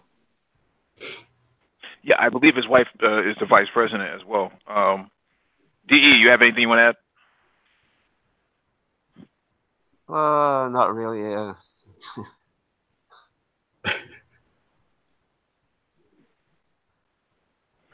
Do you think this show of strength is going to shake things up or make a difference, right? Because obviously they're exerting like, hey, we do have the military strength. So if you guys were, I think that message. This is a message more towards the other Latin countries, not so much for U.S. but the Latin countries. Hey, like, you guys come here, like you won't succeed. So, well. Do you think that's going to give the correct message to the other Latin countries who are opposing him? No. No? Not necessarily.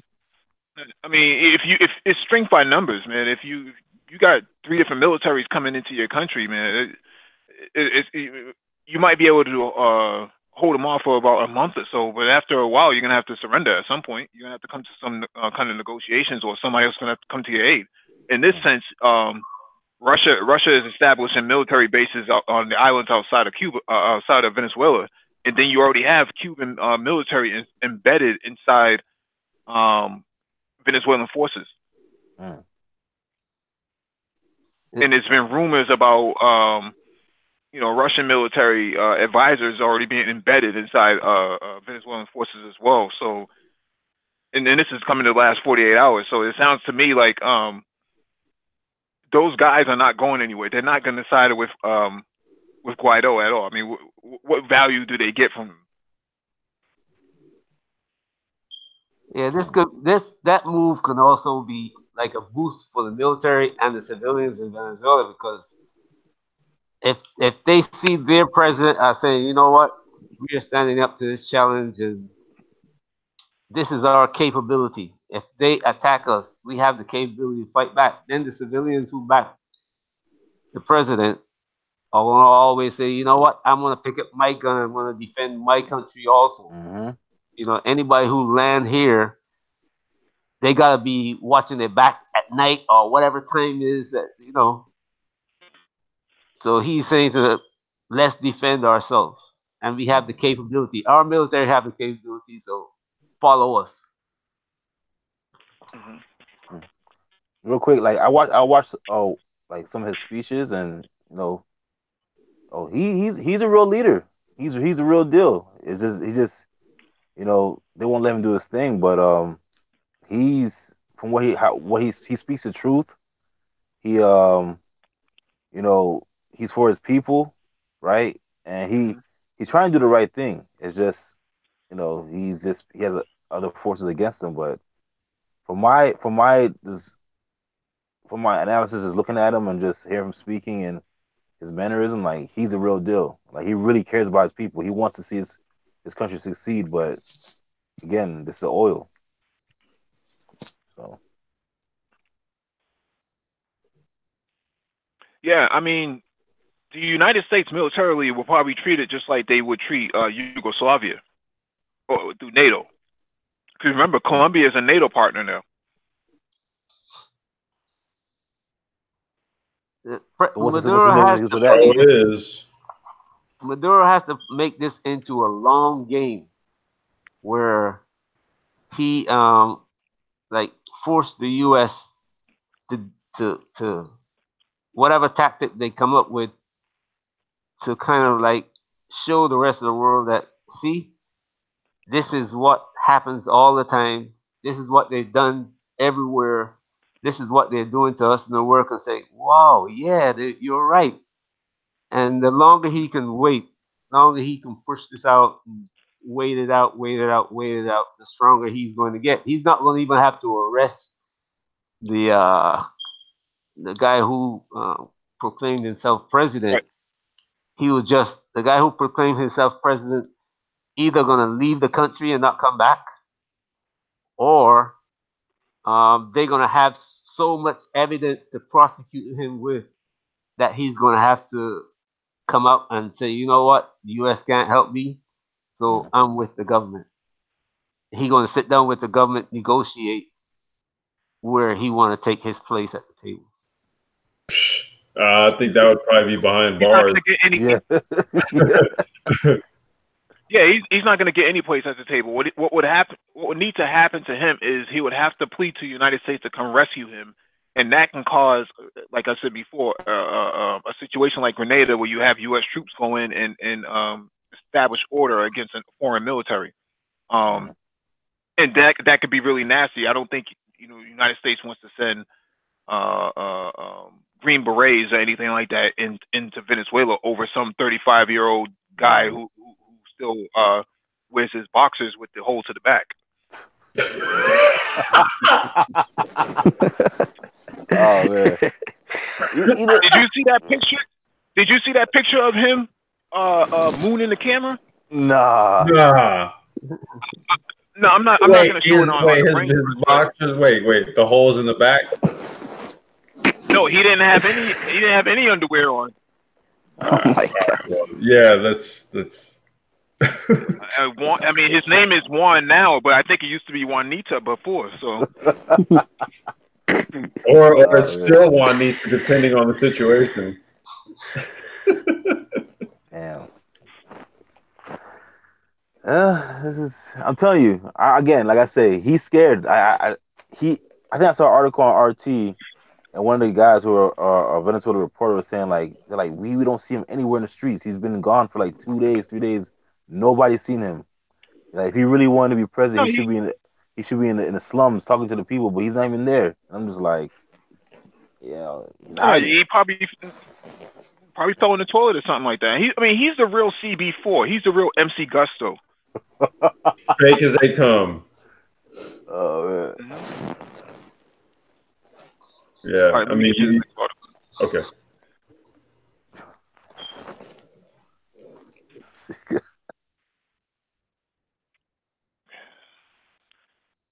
All right.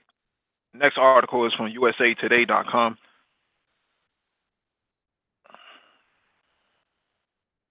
Come on. National Security Advisor John Bolton set the Twitter sphere alight on Monday after he appeared at the White House briefing holding a yellow legal pad with 2 scribbled lines in full view of reporters on Monday. Quote, 5,000 troops to Colombia, read one line on Bolton's notepad, raising questions about whether the Trump administration is about to dispatch armed forces to the South American country. The blue ink dots came as Bolton and Treasury Secretary Steve Mnuchin announced a new round of sanctions on Venezuela, where the Trump administration is trying to oust embattled President Nicolas Maduro. President Donald Trump has recognized Venezuela's opposition leader Juan Guaido as the country's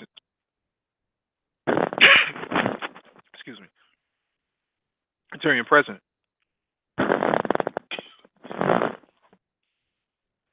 Trump said that, quote, all options are on the table when asked last week if the U.S. president was prepared to intervene militarily. A White House spokesman did nothing to squash speculation about possible U.S. troop deployments to Colombia. Asked if Bolton's note meant the U.S. was planning to send troops to Venezuela's neighbor.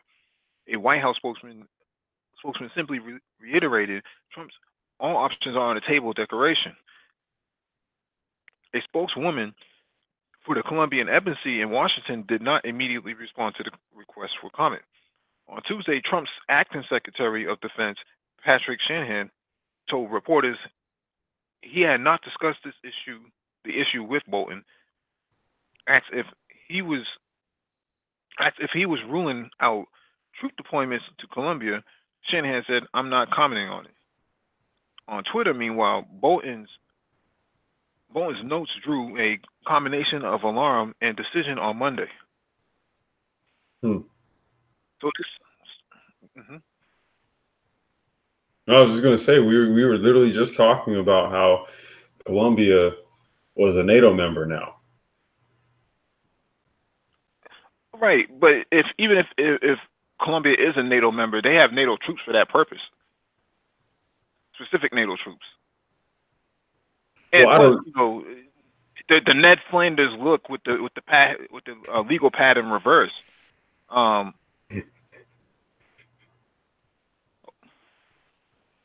Oakley Dokley, I guess. Yeah, I was going to say this is the psychopathic Ned Flanders. Mm-hmm. No, I mean, this is just like a follow up to what we were just talking about in the last article. It kind of gives more insight and more view because they're not commenting on anything. There's some indicator based on a note, Psycho Ned has scribbled on a notepad, right? So that's drawn speculation that there could be 6,000 U.S. troops down there on the border of Venezuela and Colombia to back up Guaido, and that might be why he's not so boisterous, because he hasn't gotten a firm confirmation on whether his backup is going to be there or not. So. I know you have anything you want to add to this? I started from RT, and they were pointed out. And my question is, what if 5,000 troops, U.S. or NATO, does get dispatched to the Venezuela-Colombian border? What? That's like another Syria. Well, they were already there. If you really do use something, we covered this. I think we covered this maybe about a month and a half or so ago. There's 5,000 Colombian troops at the border of Venezuela. There's 5,000 Brazilian troops at the border of Venezuela in the Amazonian. So that's 5 and 5 is 10, but then you send another 5,000 U.S. troops. What are they exactly doing? I mean, it doesn't mean that they're actually going to engage Venezuelan armed forces. They may not do it, but they'll probably send some some Colombian gangsters to go ahead and do it, because we know that Saudi Arabia in the war against Yemen have been bringing in Colombian cartel members to do the dirty work for them. Nah, are you serious? Oh, that's widespread. That's well known. We covered that article many times last summer. You guys remember? Colombian gangsters. I don't know if you guys remember the U.S. and Brazil had a mock invasion where they practiced upriver in Brazil in the Pantanal. Uh-huh. The troops are there. Yeah, the troops been there. We covered an article last 2 weeks ago, on the first of the month, of military drills with U.S. and Brazil in the lower states of Brazil. Yeah, And there's a military base being built right now just for Americans. Remember that? Yeah, I think that notepad thing was just a message, because Bolton, he's a too-big criminal. He's not an idiot. This is kind of using the media to, I guess, hint at, we'll take military action against Venezuela. That's what I got from it. But I don't know if they'll actually do it, as of yet. Yeah, you do what? Testing the waters to see how much negative reaction comes out. Right. Yeah, but no, boots on the ground invasion of Venezuela. No, they won't do that. If anything, they'll let Eric Prince. This is Eric Prince's opportunity to get in and send his guys in, and alongside U.S. troops, right? So you have U.S. troops as advisors, and then you have Eric Prince's Blackwater going in and doing all the dirty work and the heavy lifting. He allegedly sold his company to get into batteries, though. Yeah, but how many of those people are already how many of those people are already in Yemen and Syria and Afghanistan? Does he have any more to send to does he have people to send to Venezuela or somebody else's troops? Or he can pull them out of Africa, because they're already in Libya, and they're already in Sudan, in those other central African region. We know that they have an air base inside Libya. They have heavy drones now, because they bought them from U.S. military. I've been trying to do research. Okay, since Libya got destabilized, right, and they took out the Gaddafi, what's been going on with that country? Are we freestyling right now, or we can freestyle for a little bit, or are we still going? I just want to make sure. No, we have one more article. All right. We'll wait. I want to discuss what's going on with Libya, because I don't know. I know his son, right, was trying to run, I guess, take over leadership of the country, but has that country even got back on his knees? How they got back on their feet? I mean, are they still crippled right now? No, what's going on? Libya has been broken up into 3 different countries. Mm-hmm. And that was which is probably what's going to happen to Venezuela. No, it won't stay that way. It can't stay that way, because it's impossible to run your country that way. All right, let me hit this one last article.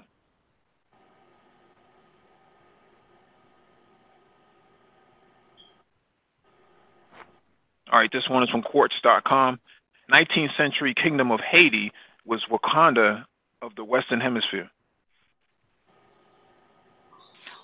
Marvel's blockbuster Black Panther, which recently became the first superhero drama to be nominated for a Best Picture Academy Award, takes place in the secret African kingdom of Wakanda. The Black Panther, also known as T'Challa, rules over the imaginary empire, a refuge, a refuge from colonialists and capitalists who have historically impoverished the real continent of Africa. Fans of the box office hit might not realize that they don't need to look to the make-believe world of the Black Panther to find a modern-day Black kingdom that aspired to be safe haven from racism and inequality. The fictional kingdom has a real-life correlate in the historic kingdom of Haiti, which existed as a sort of Wakanda of the Western Hemisphere from 1811 to 1820. The Haitian Revolution led to the creation of the first free Black state in the Americas, but the world was hardly expecting a former enslaved man named Henry Christophe to make himself the king of it. Media accounts from the era, some of which I've collected in the digital archive, serve as a window into the brief period of time when the kingdom stood as a beacon of Black freedom in the world of slavery. Yet, like Wakanda, the kingdom of Haiti wasn't a utopia for everyone. On January 1st, 1804, an army led by former enslaved Africans in the French colony of Saint Domingue. How do you pronounce that, Jack Charles? Saint Domingo. Saint Domingo? Yeah. Saint Domingo staged France's attempt to bring back slavery and declared themselves independent and free forever. I think this is actually a really good article if you guys want to read it on your own. It's actually really good. I'll drop it in the chat because I didn't actually attach it to the docket. Yeah. Yeah. Again, after that war, right? The freedom, the fight for freedom took over a decade. It wasn't something like, I think people think like, it was just one fight and that was it. No, that they were constantly fighting for at least a decade for the freedom, just with this a fraudulent tax and certain things like that. And then it's funny because it's like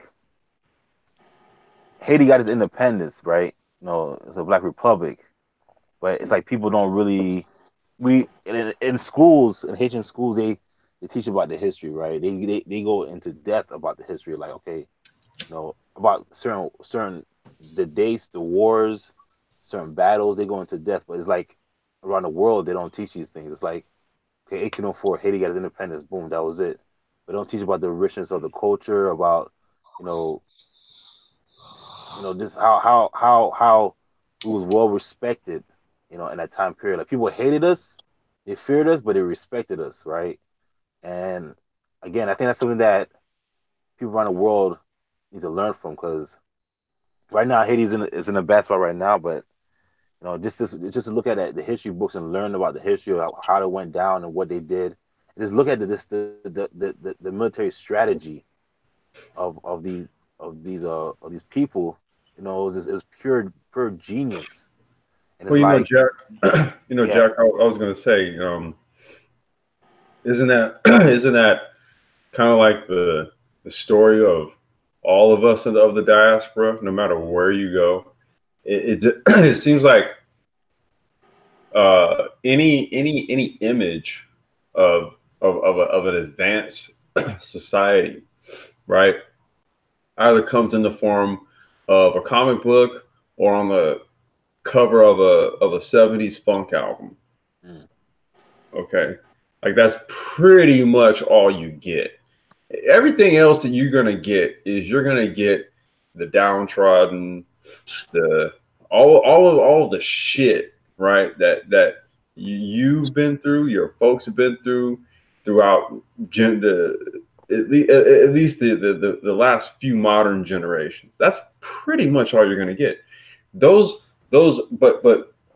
within all of that, there's pieces, there's pockets, there's movements, there's communities, there's groups, like the Brain Trust. There's been all of these things, right, that displayed a level of progression that far superseded anything that was on display by the current dominant societies.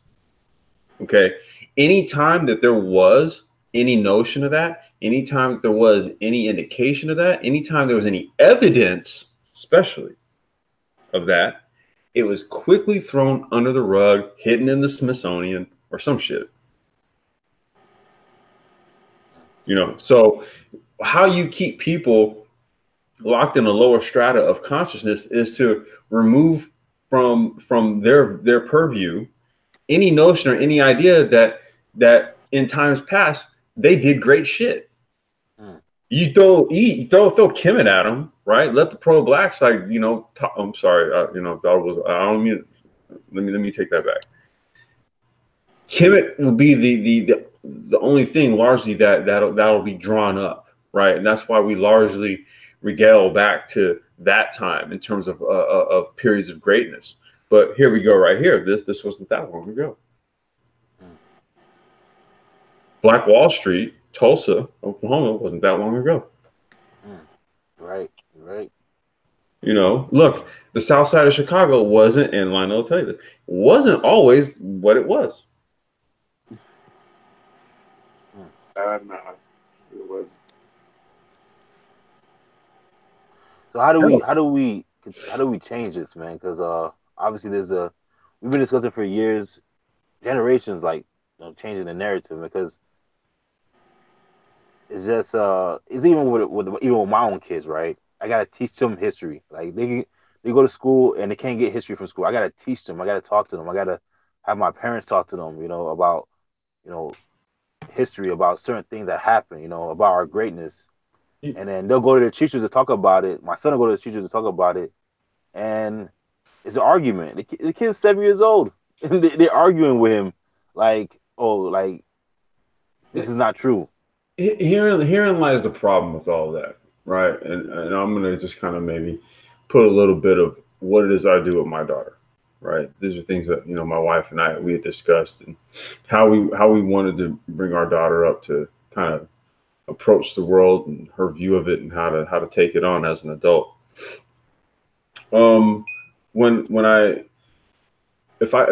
It's much easier. It's much easier to create and innovate and make things that are a direct reflection of you when you're doing it from a pure unmitigated space, right? When it's an uncompromised space. If you're doing it from a space where we're constantly we're going back, or there's always some reference to ancestors, a different time, but it's behind you. It's not in front of you. It's behind you. You're always going to run into conflict. Case in point, you know, if your children are in school and they challenge history that the teacher is espousing, then it causes a problem, right?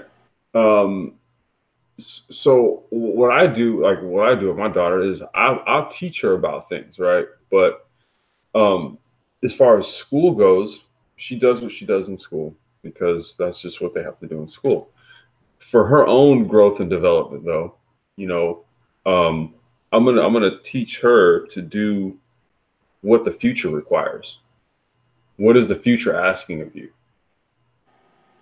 You know, it's I don't know. It's kind of a different mindset. I honestly think that we would, and I don't even mean to digress or anything like that. I know we're on the hangout here, but you know, I think it would benefit us as Black folks to be progressive minded, right? To be, you know, okay. If you were to go back into the times that we're always kind of calling up in terms of past times of greatness, during those times, I don't think that they were actually recalling times previous to that. I think they were actualizing it in the there and the now for that time. I think we have to get back to that. We're always crutching on something that happened behind us, and we're here. None of us were born like during the period of times that we call into question when we say that this is what we're dealing with. This is what we're dealing with. You know, I was born in '77, man. So, shit, I don't remember working in cotton fields and all that kind of stuff. I'm in the here, in the here and the now. Go ahead. No, I'm I sorry. don't know about that, Ulysses. In my opinion, definitely we should call back to those times of greatness, just like any other group of people do. Like whenever, like for example, I don't want to say Europeans, but like Americans, whenever they're doing some kind of a call for like freedom or liberty or whatever, who do they call back to? They say, "Oh, Plato said this," Socrates said that. So that's what I think it's not. I should say Well, no, I not think. just acceptable, but I think that should be encouraged, right? And when it comes to school, basically at least what I would do is whatever the school wanted for the homework, that's the answer I give. Mm-hmm. But in terms of actually the real history, the textbooks are complete lies. Yeah. Almost like 99% of the time. So Yeah. I think 7 is a little young, but he'll definitely catch on at 9 to split it. This is the crap that they teach in school. You just gotta deal with it. But then this is the real history. No, I mean, well, as far as the schooling, I completely agree. No, but with regards to the ancestors, like you got people who literally want to try to fire up the pyramids again. Okay, that's not going to happen. Well, That's all I'm saying, dude. No, but it's kind of one of those things that you just gotta have I guess some kind of cultural area that you look back to. And that's normal and healthy, I think. It should be encouraged. But you have to. What I'm saying is, okay, that's 50% of it. Okay, and that's largely what we do. That's largely it. It's like, it's like you go and get the wooden African mask. Where in today's time, man, that's not going to help you. You need like Teflon or carbon fiber or something. So create some new sort of military grade armor. We talk about this on the Hangout. Something that's representative of a need for today, a modern time. Not. Let me shut up. No. I think you're trying. From what I'm getting from what you're saying is like giving a true, like, okay, they only get an education from school, but a true education as far as what is needed for the times, what is needed for right now. That's a true education, which is learned at home. And I think that's where what has been lacking, especially in this this matriarchal, especially our community being mostly matriarchal. We lack that true education at home, right? Some people get it, some don't, and I think majority hasn't been getting that true education, where it's just, hey, there's one-on-one. Let me teach you. Just like how there's more community-based education, how like we taught one-on-one. We taught the men taught the boys how to be men, and the women taught the girls how to be women. And they taught them about their culture, from a young age, and history, and this is what we needed of you. This is what needed of you in the future, right? So I think that's the correct way of parenting and giving a correct education. But when it comes to this system, I think that's where it falls short. It's not built for that. It's built for giving fuel to capitalism. So, well, I mean, the system, right? So the system is built to support a capitalist business infrastructure, largely. That's what it's built. That's what it's built for. Now, that does not negate your own participation in it, our own participation in it as a collective. And within that, you can create your own business structures and business environments that suit you, that suit the group culturally speaking, right? Because groups of people do business in America, and it's not all the same. Groups of Chinese people do business one way, and it suits them, and it enriches them. Other groups of people do business another way, and it suits them, and it enriches them. This is what I'm talking about. I'm saying, like, okay, well, what is sort of like the collective agenda as far as a future forward agenda? Right. I think it's not either or though. Like earlier, you were mentioning like the African mask, right? Take the Japanese. No, I know. But I mean, like, take the Japanese, for example. They still have, cultural, martial arts training with, katanas and, Aikido, and that, that preserves their cultural heritage. But at the same time, they're wearing business suits and doing business, Exactly. in the West, in their countries. So it has to be that kind of balance of the present and past. Exactly. But yeah, I agree. Sorry, I cut you off. Go ahead. No. That's it. That's really what I'm getting at. That's really it right there. Go ahead, Mike. No, I just had this one that we skipped on the docket, which is from CGTN. Somalia has been ravaged by 20 years of civil war. Widely published atrocities prompt the U.S. government to step in to restore order. What a coincidence. It was a disaster. If the most powerful country of all had failed, who could possibly bring peace to Mogadishu? They're going to bring it to Venezuela, though. You just sit there and wait. Anti-gravity, do you have any insight on AMISOM and the Somali conflict? Yeah. So, well, I guess just to back up a little bit, the U.S. is still bitter about 1991 and the Black Hawk Down thing. They're still pissed off. But in regards to AMISOM, this article, this title of the video is completely incorrect. They're not helping at all. They're kind of propping up the federal government that's basically has control in the capital, but that's about it mostly. But really, they're kind of proxy forces for Ethiopia and Kenya to exert, the flexus muscles in the region. I think it was right outside the ports of Mogadishu where Kenya just kind of seized the port, that didn't belong to them. And, you have Ethiopia as well, with their backing by the Chinese, buying off politicians in Somalia to get their way. So, in my personal feeling, Amazon should leave the country, but the president is inviting them in, so there's nothing much that can be done about it. Now, who should take the lead? Turkey? Oh, 100%. The guy who's the president right now, Formaggio, he might as well be an American asset as well, much like Guaido. What are the natural resources inside Somalia that They have oil, gold.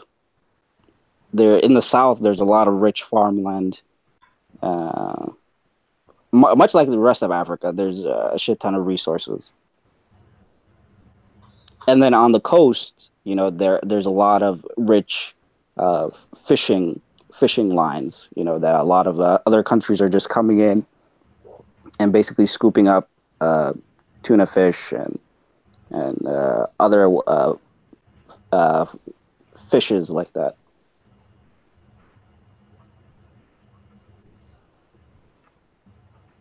Okay. Do you see any future for Somalia? Well, I hope so. I think it will be complicated, but as long as there's a lot of proxy forces in the country, there's going to continue to be a lot of strife.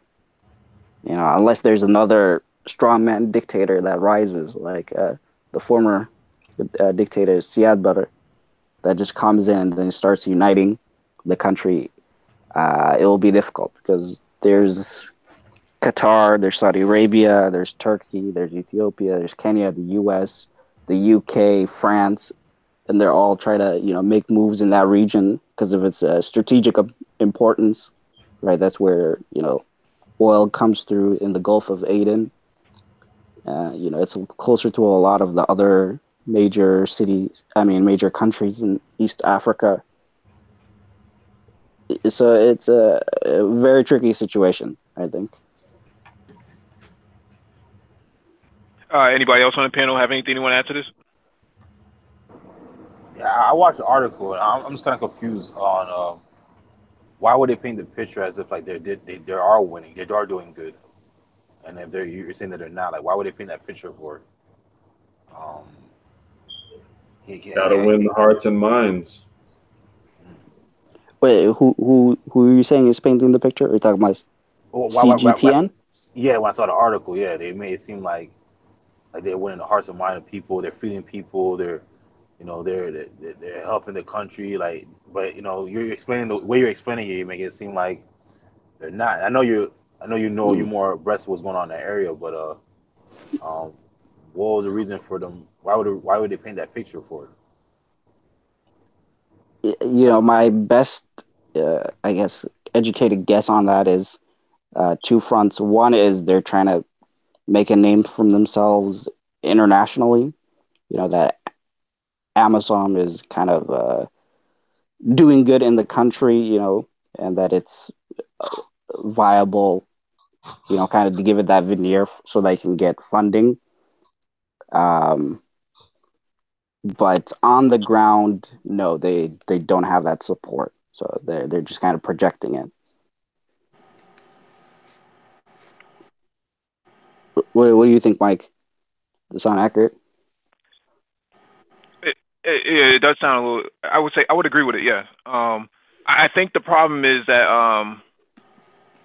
and I find this interesting about Kenya is that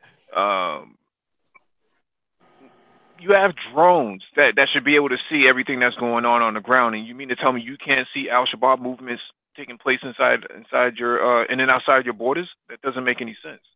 If you can't secure your borders, you know, with troops, you might as well put up a wall. And the same, you know, that would keep Al-Shabaab within the territory. And number two, terrorists have to eat too. So who's feeding the terrorists? Who's giving these guys 3 meals a day? I mean, they're not fighting on an empty stomach. So. Right. And yeah, actually, the area that Al-Shabaab controls, a lot of that is basically the heart of the farming land in the country. So they have a pretty tight grip on that area. But at the same time, the reason they don't want to build the wall is because they want access to the the Indian Ocean, which they can get if they cross the border from their border into Somalia directly to the ocean. You could still build a wall and still have an international highway. That's true. Just make sure you make the other country pay for it.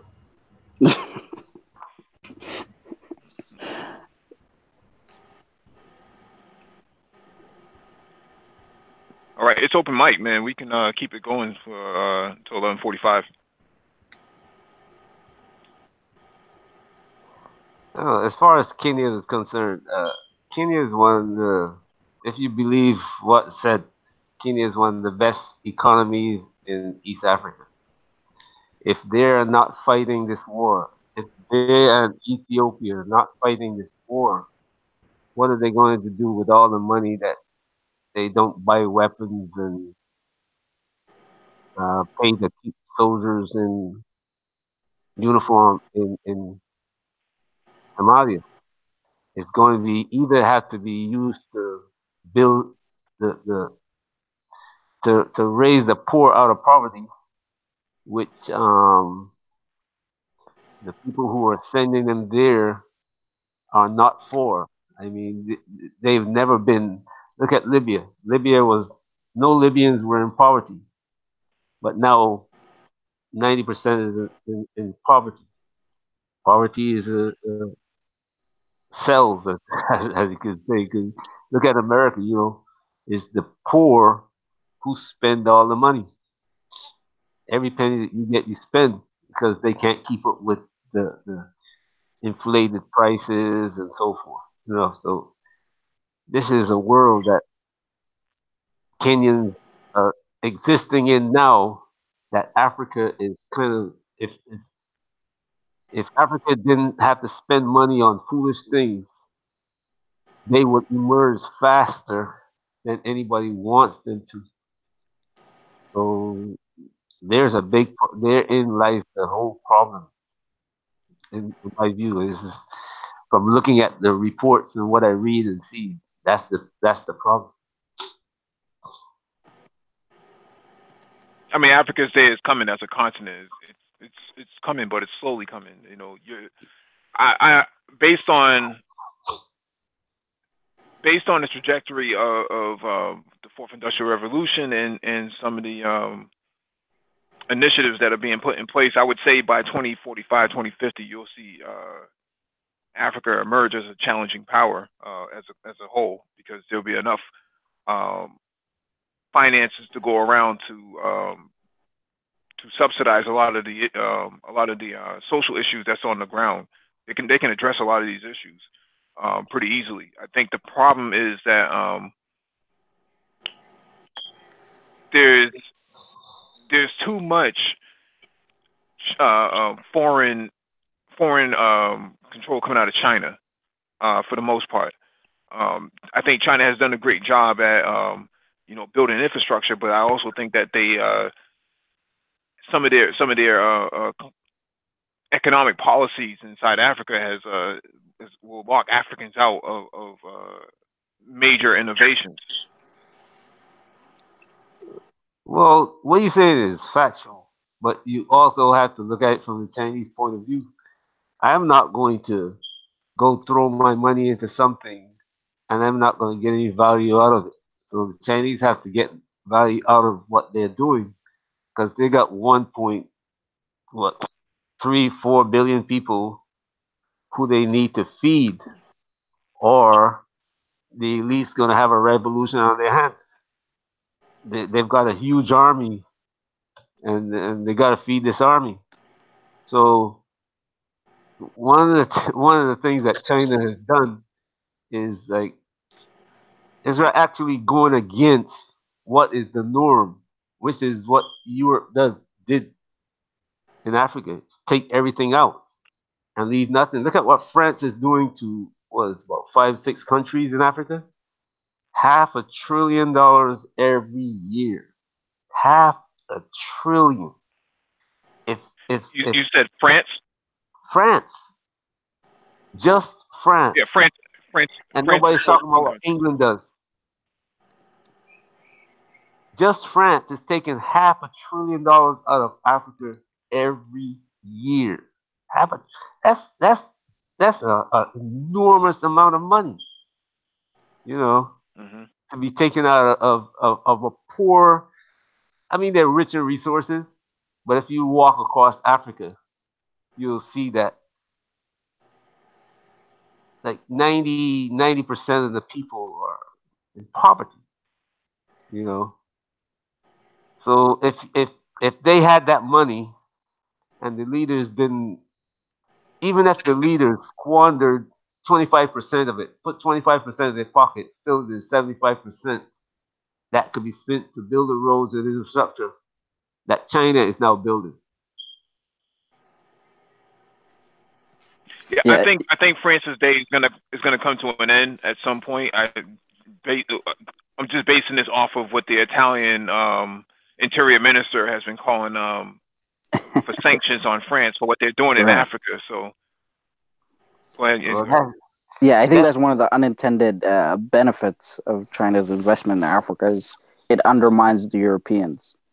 And I think a lot of their policies are far more detrimental to the country than a lot of this, I guess, I don't want to say it's not necessarily resource extraction, but the deals that China is making with African countries.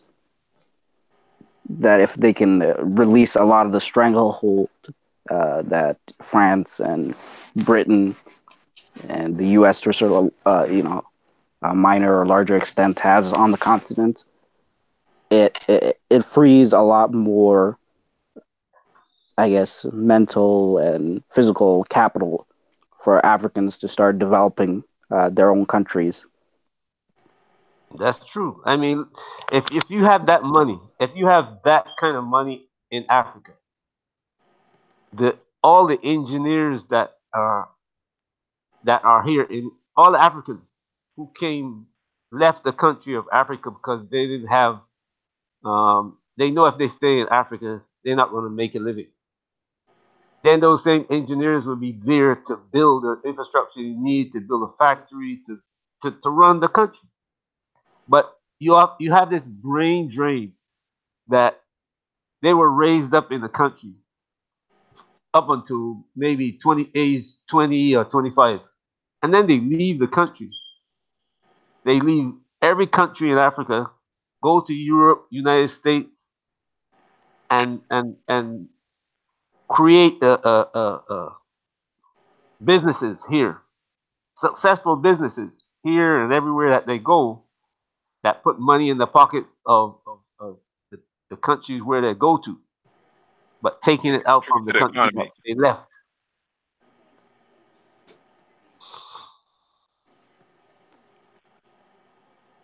Right, they contribute to the economies of the oppressing powers.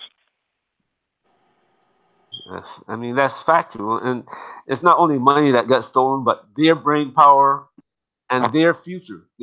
Their if you well, you guys know already. If you're a intelligent person, then your children are also going to be intelligent. Like like brother was just talking about here, he teaches children. Complex design is still. I teach my children. The school is teaching them something, and I teach my children this. Hmm. And if you're teaching your children will have a positive outlook on your country because they grow up watching you being successful in your That country, country, and yeah. they're gonna also be a success following you, and they're gonna teach their children. Well, What the where China is China is gonna pull Africa out, and it might happen in 2050. But if all these people were staying there, it might happen in 2040. I was going to say, resource extraction is resource extraction, right? Whether it's precious metals, agriculture, or human, for that Human, matter. exactly. Yep. Yeah, I don't really have any real hard evidence or data on this, but it seems, I have the impression that a lot of Africans that are studying in the United States or Europe, a lot of them are returning back to Africa to build businesses and make certain investments. At least that's the impression I've gotten for anecdotally from my personal life or the people I know. But I don't know if you guys could speak to that. I know Well, about yeah, Ghana. they I know about Ghana, Gambia. I know about the West. I know about West Africa. I don't know a lot about East Africa because I've never been there. But I'm seeing Nigeria, Ghana, around that area. A lot of the people who I know from New York and other places in the U.S. and Europe, they're going back home. Even the women are. Normally, you see men doing this, but now you see the women following. So when you see the women follow, something is going. Women don't follow. Women are not the. You might get one woman out of 1,000 who might go in on a different circumstance. But when you see women are beginning to say going and they say, you know what, I go, I see, I like it here, I'm staying. Then you know something is good there. Something is brewing there. Something is holding the women there because they feel comfortable. A man will go into the field and work it. A woman's going to come after the field is planted to harvest it. hmm Well, we've talked about this before on the Black Tech hangout that we had on agritech and cannabis, and how we can actually leverage some of the technical some of the technology in terms of helping grow some of the agriculture in Africa. So I think to your point, Noah, there are a lot of Africans who have made some money here, and then they take that money with them in the bag or whatever, however which way they travel with it, and just set up shop over there because it's so much cheaper. I mean, I don't know what the value is of American dollar to a Nigerian dollar, um, but I'm pretty sure it's like 1 to 100 or something to that effect. So It's 1 to 200. The last one I hear is like, yeah, about 1 to 200, maybe over 200 now. mhm.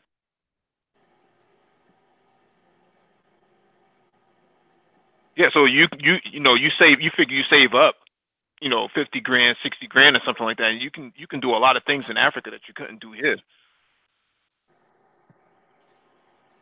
I know you had something you want to say?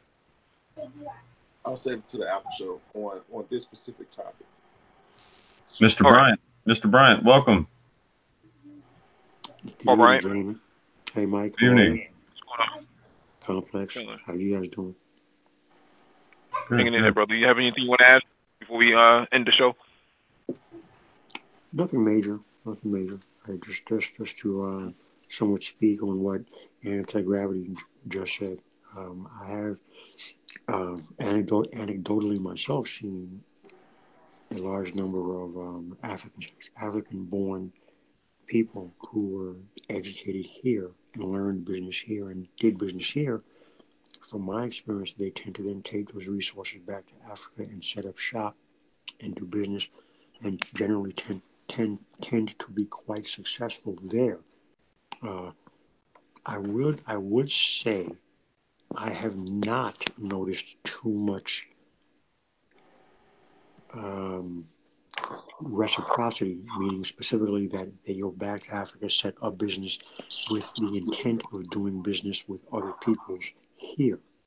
Now, I'm not making any statements. I'm just merely relating what I've seen and experienced myself. That's all I'm doing. No. Hey, make this statement because I understand what you're saying. If we open this land up for you to come here, it's almost like you and our land, and you come here and get the education, get the money, and take it out, and don't give back. That's a problem. You couldn't do that if a person's Nigerian, they can go to Ghana or somewhere else, South Africa, and continuously do that. That country would say, no, hold on. Too many Nigerians coming over here, too many Ghanaians coming over here and doing this. We're gonna have to stop. Something will have to give. And too many times I hear too many Africans talk shit about African Americans, like you ain't coming over here living off the cream of what we did. Well, all this shit got to stop. What I would say is that I personally would like to see more transatlantic business. Okay, if you are African and you come here and you obtain skills and wherewithal to then go back to Africa and set up shop there and do business there, fine, great. I have no problem with that. What I'm saying is, I personally would like to see more individuals doing what two brothers here in the panel are doing business with Africans over there. I think that the time of shouting and protesting has outlived its usefulness, and now it's time to use capitalism as the tool that it is.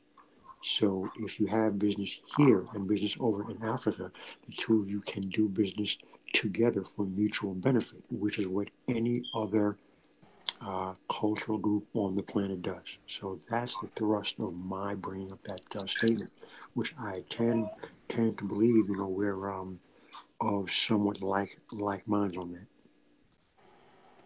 And don't I get me agree wrong. 100%, Paul. And don't get me wrong, I'm not trying to drive a wedge between the two groups.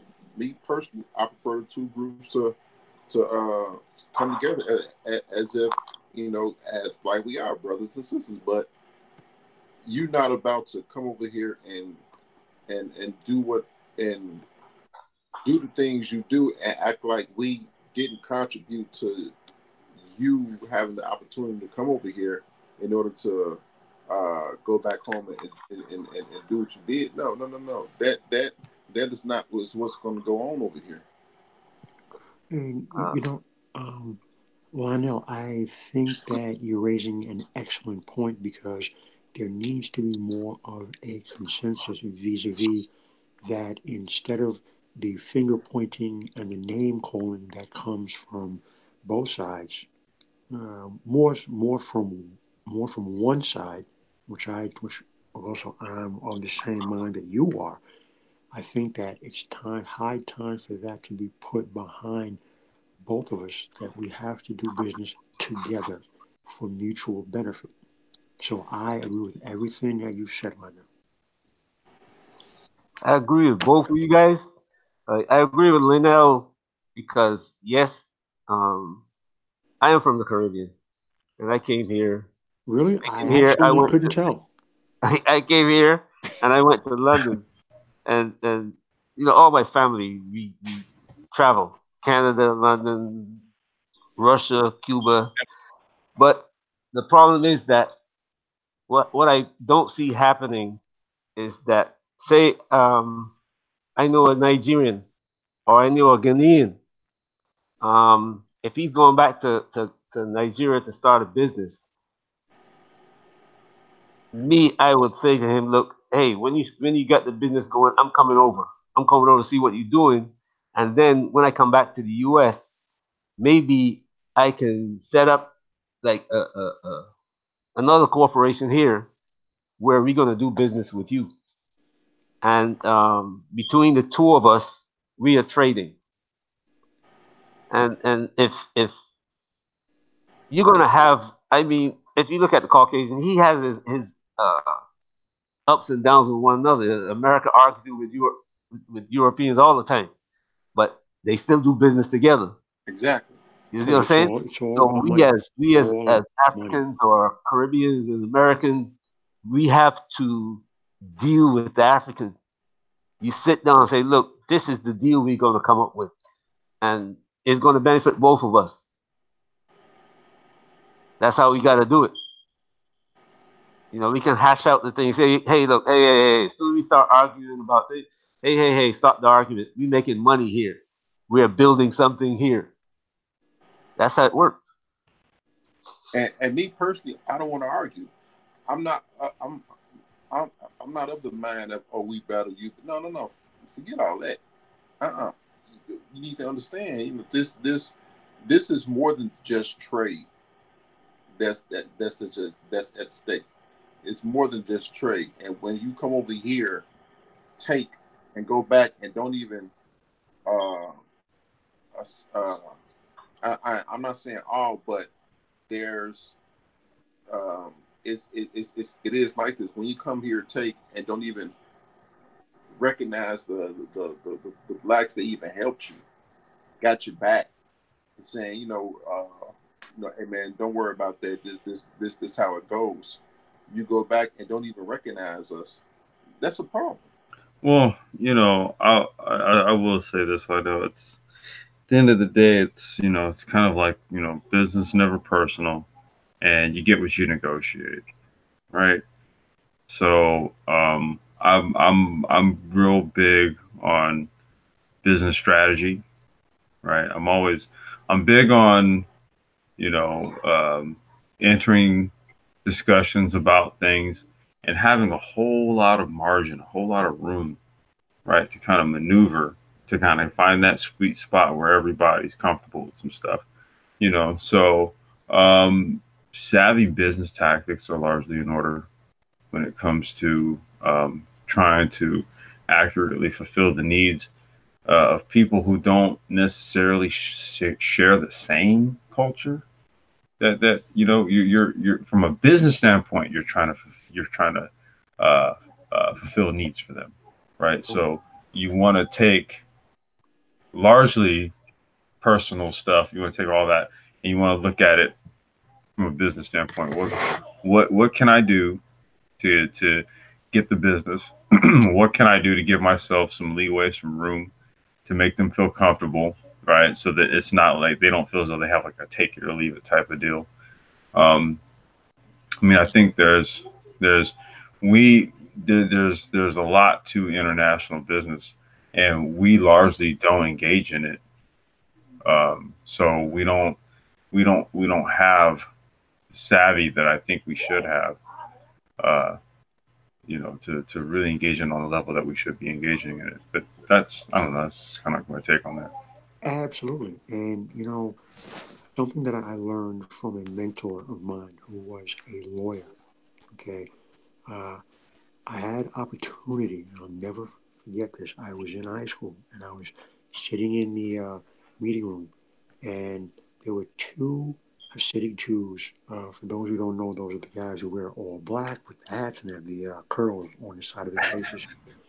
So, What do yes, exactly. So they're pointing at each other, and one saying "F you, screw you. I hope your wife dies and burns in hell," and other one is saying your kids are animals and they're monsters, and just back and forth. So my mentor looks at me, opens his file folder, takes out this document and slams on the table and says, "Gentlemen, this is the deal." They immediately stopped. They read it over. One took out his reading glasses. They sat down. They read it. They read it. They read it. It seemed like forever. It was probably about a good 5 minutes of silence, just reading and page turning. Eventually, they put hands across the table. They shook hands and said, "Shlomo, it will be a pleasure to do business with you. May this be a long and fruitful relationship." And my mentor just looked at me and winked his eye. After it was all done, he walked over to me and he said, "Okay, kid, what did you learn today?" And I was speechless. He said, "I'll tell you what you learned today. When it comes to business, when you walk in the front door, leave the personal feelings and issues aside and handle the business. Nothing else matters." That's what I learned that day. And that is a mindset that I have adopted to this day in every aspect of my life. When you're doing business, leave the personal issues at the door. Handle the business. Nothing else matters. So that's all I wanted to add. All right. With that being said, we're going to shut down the hangout. Thank you all for joining us, and have a good night. Easy.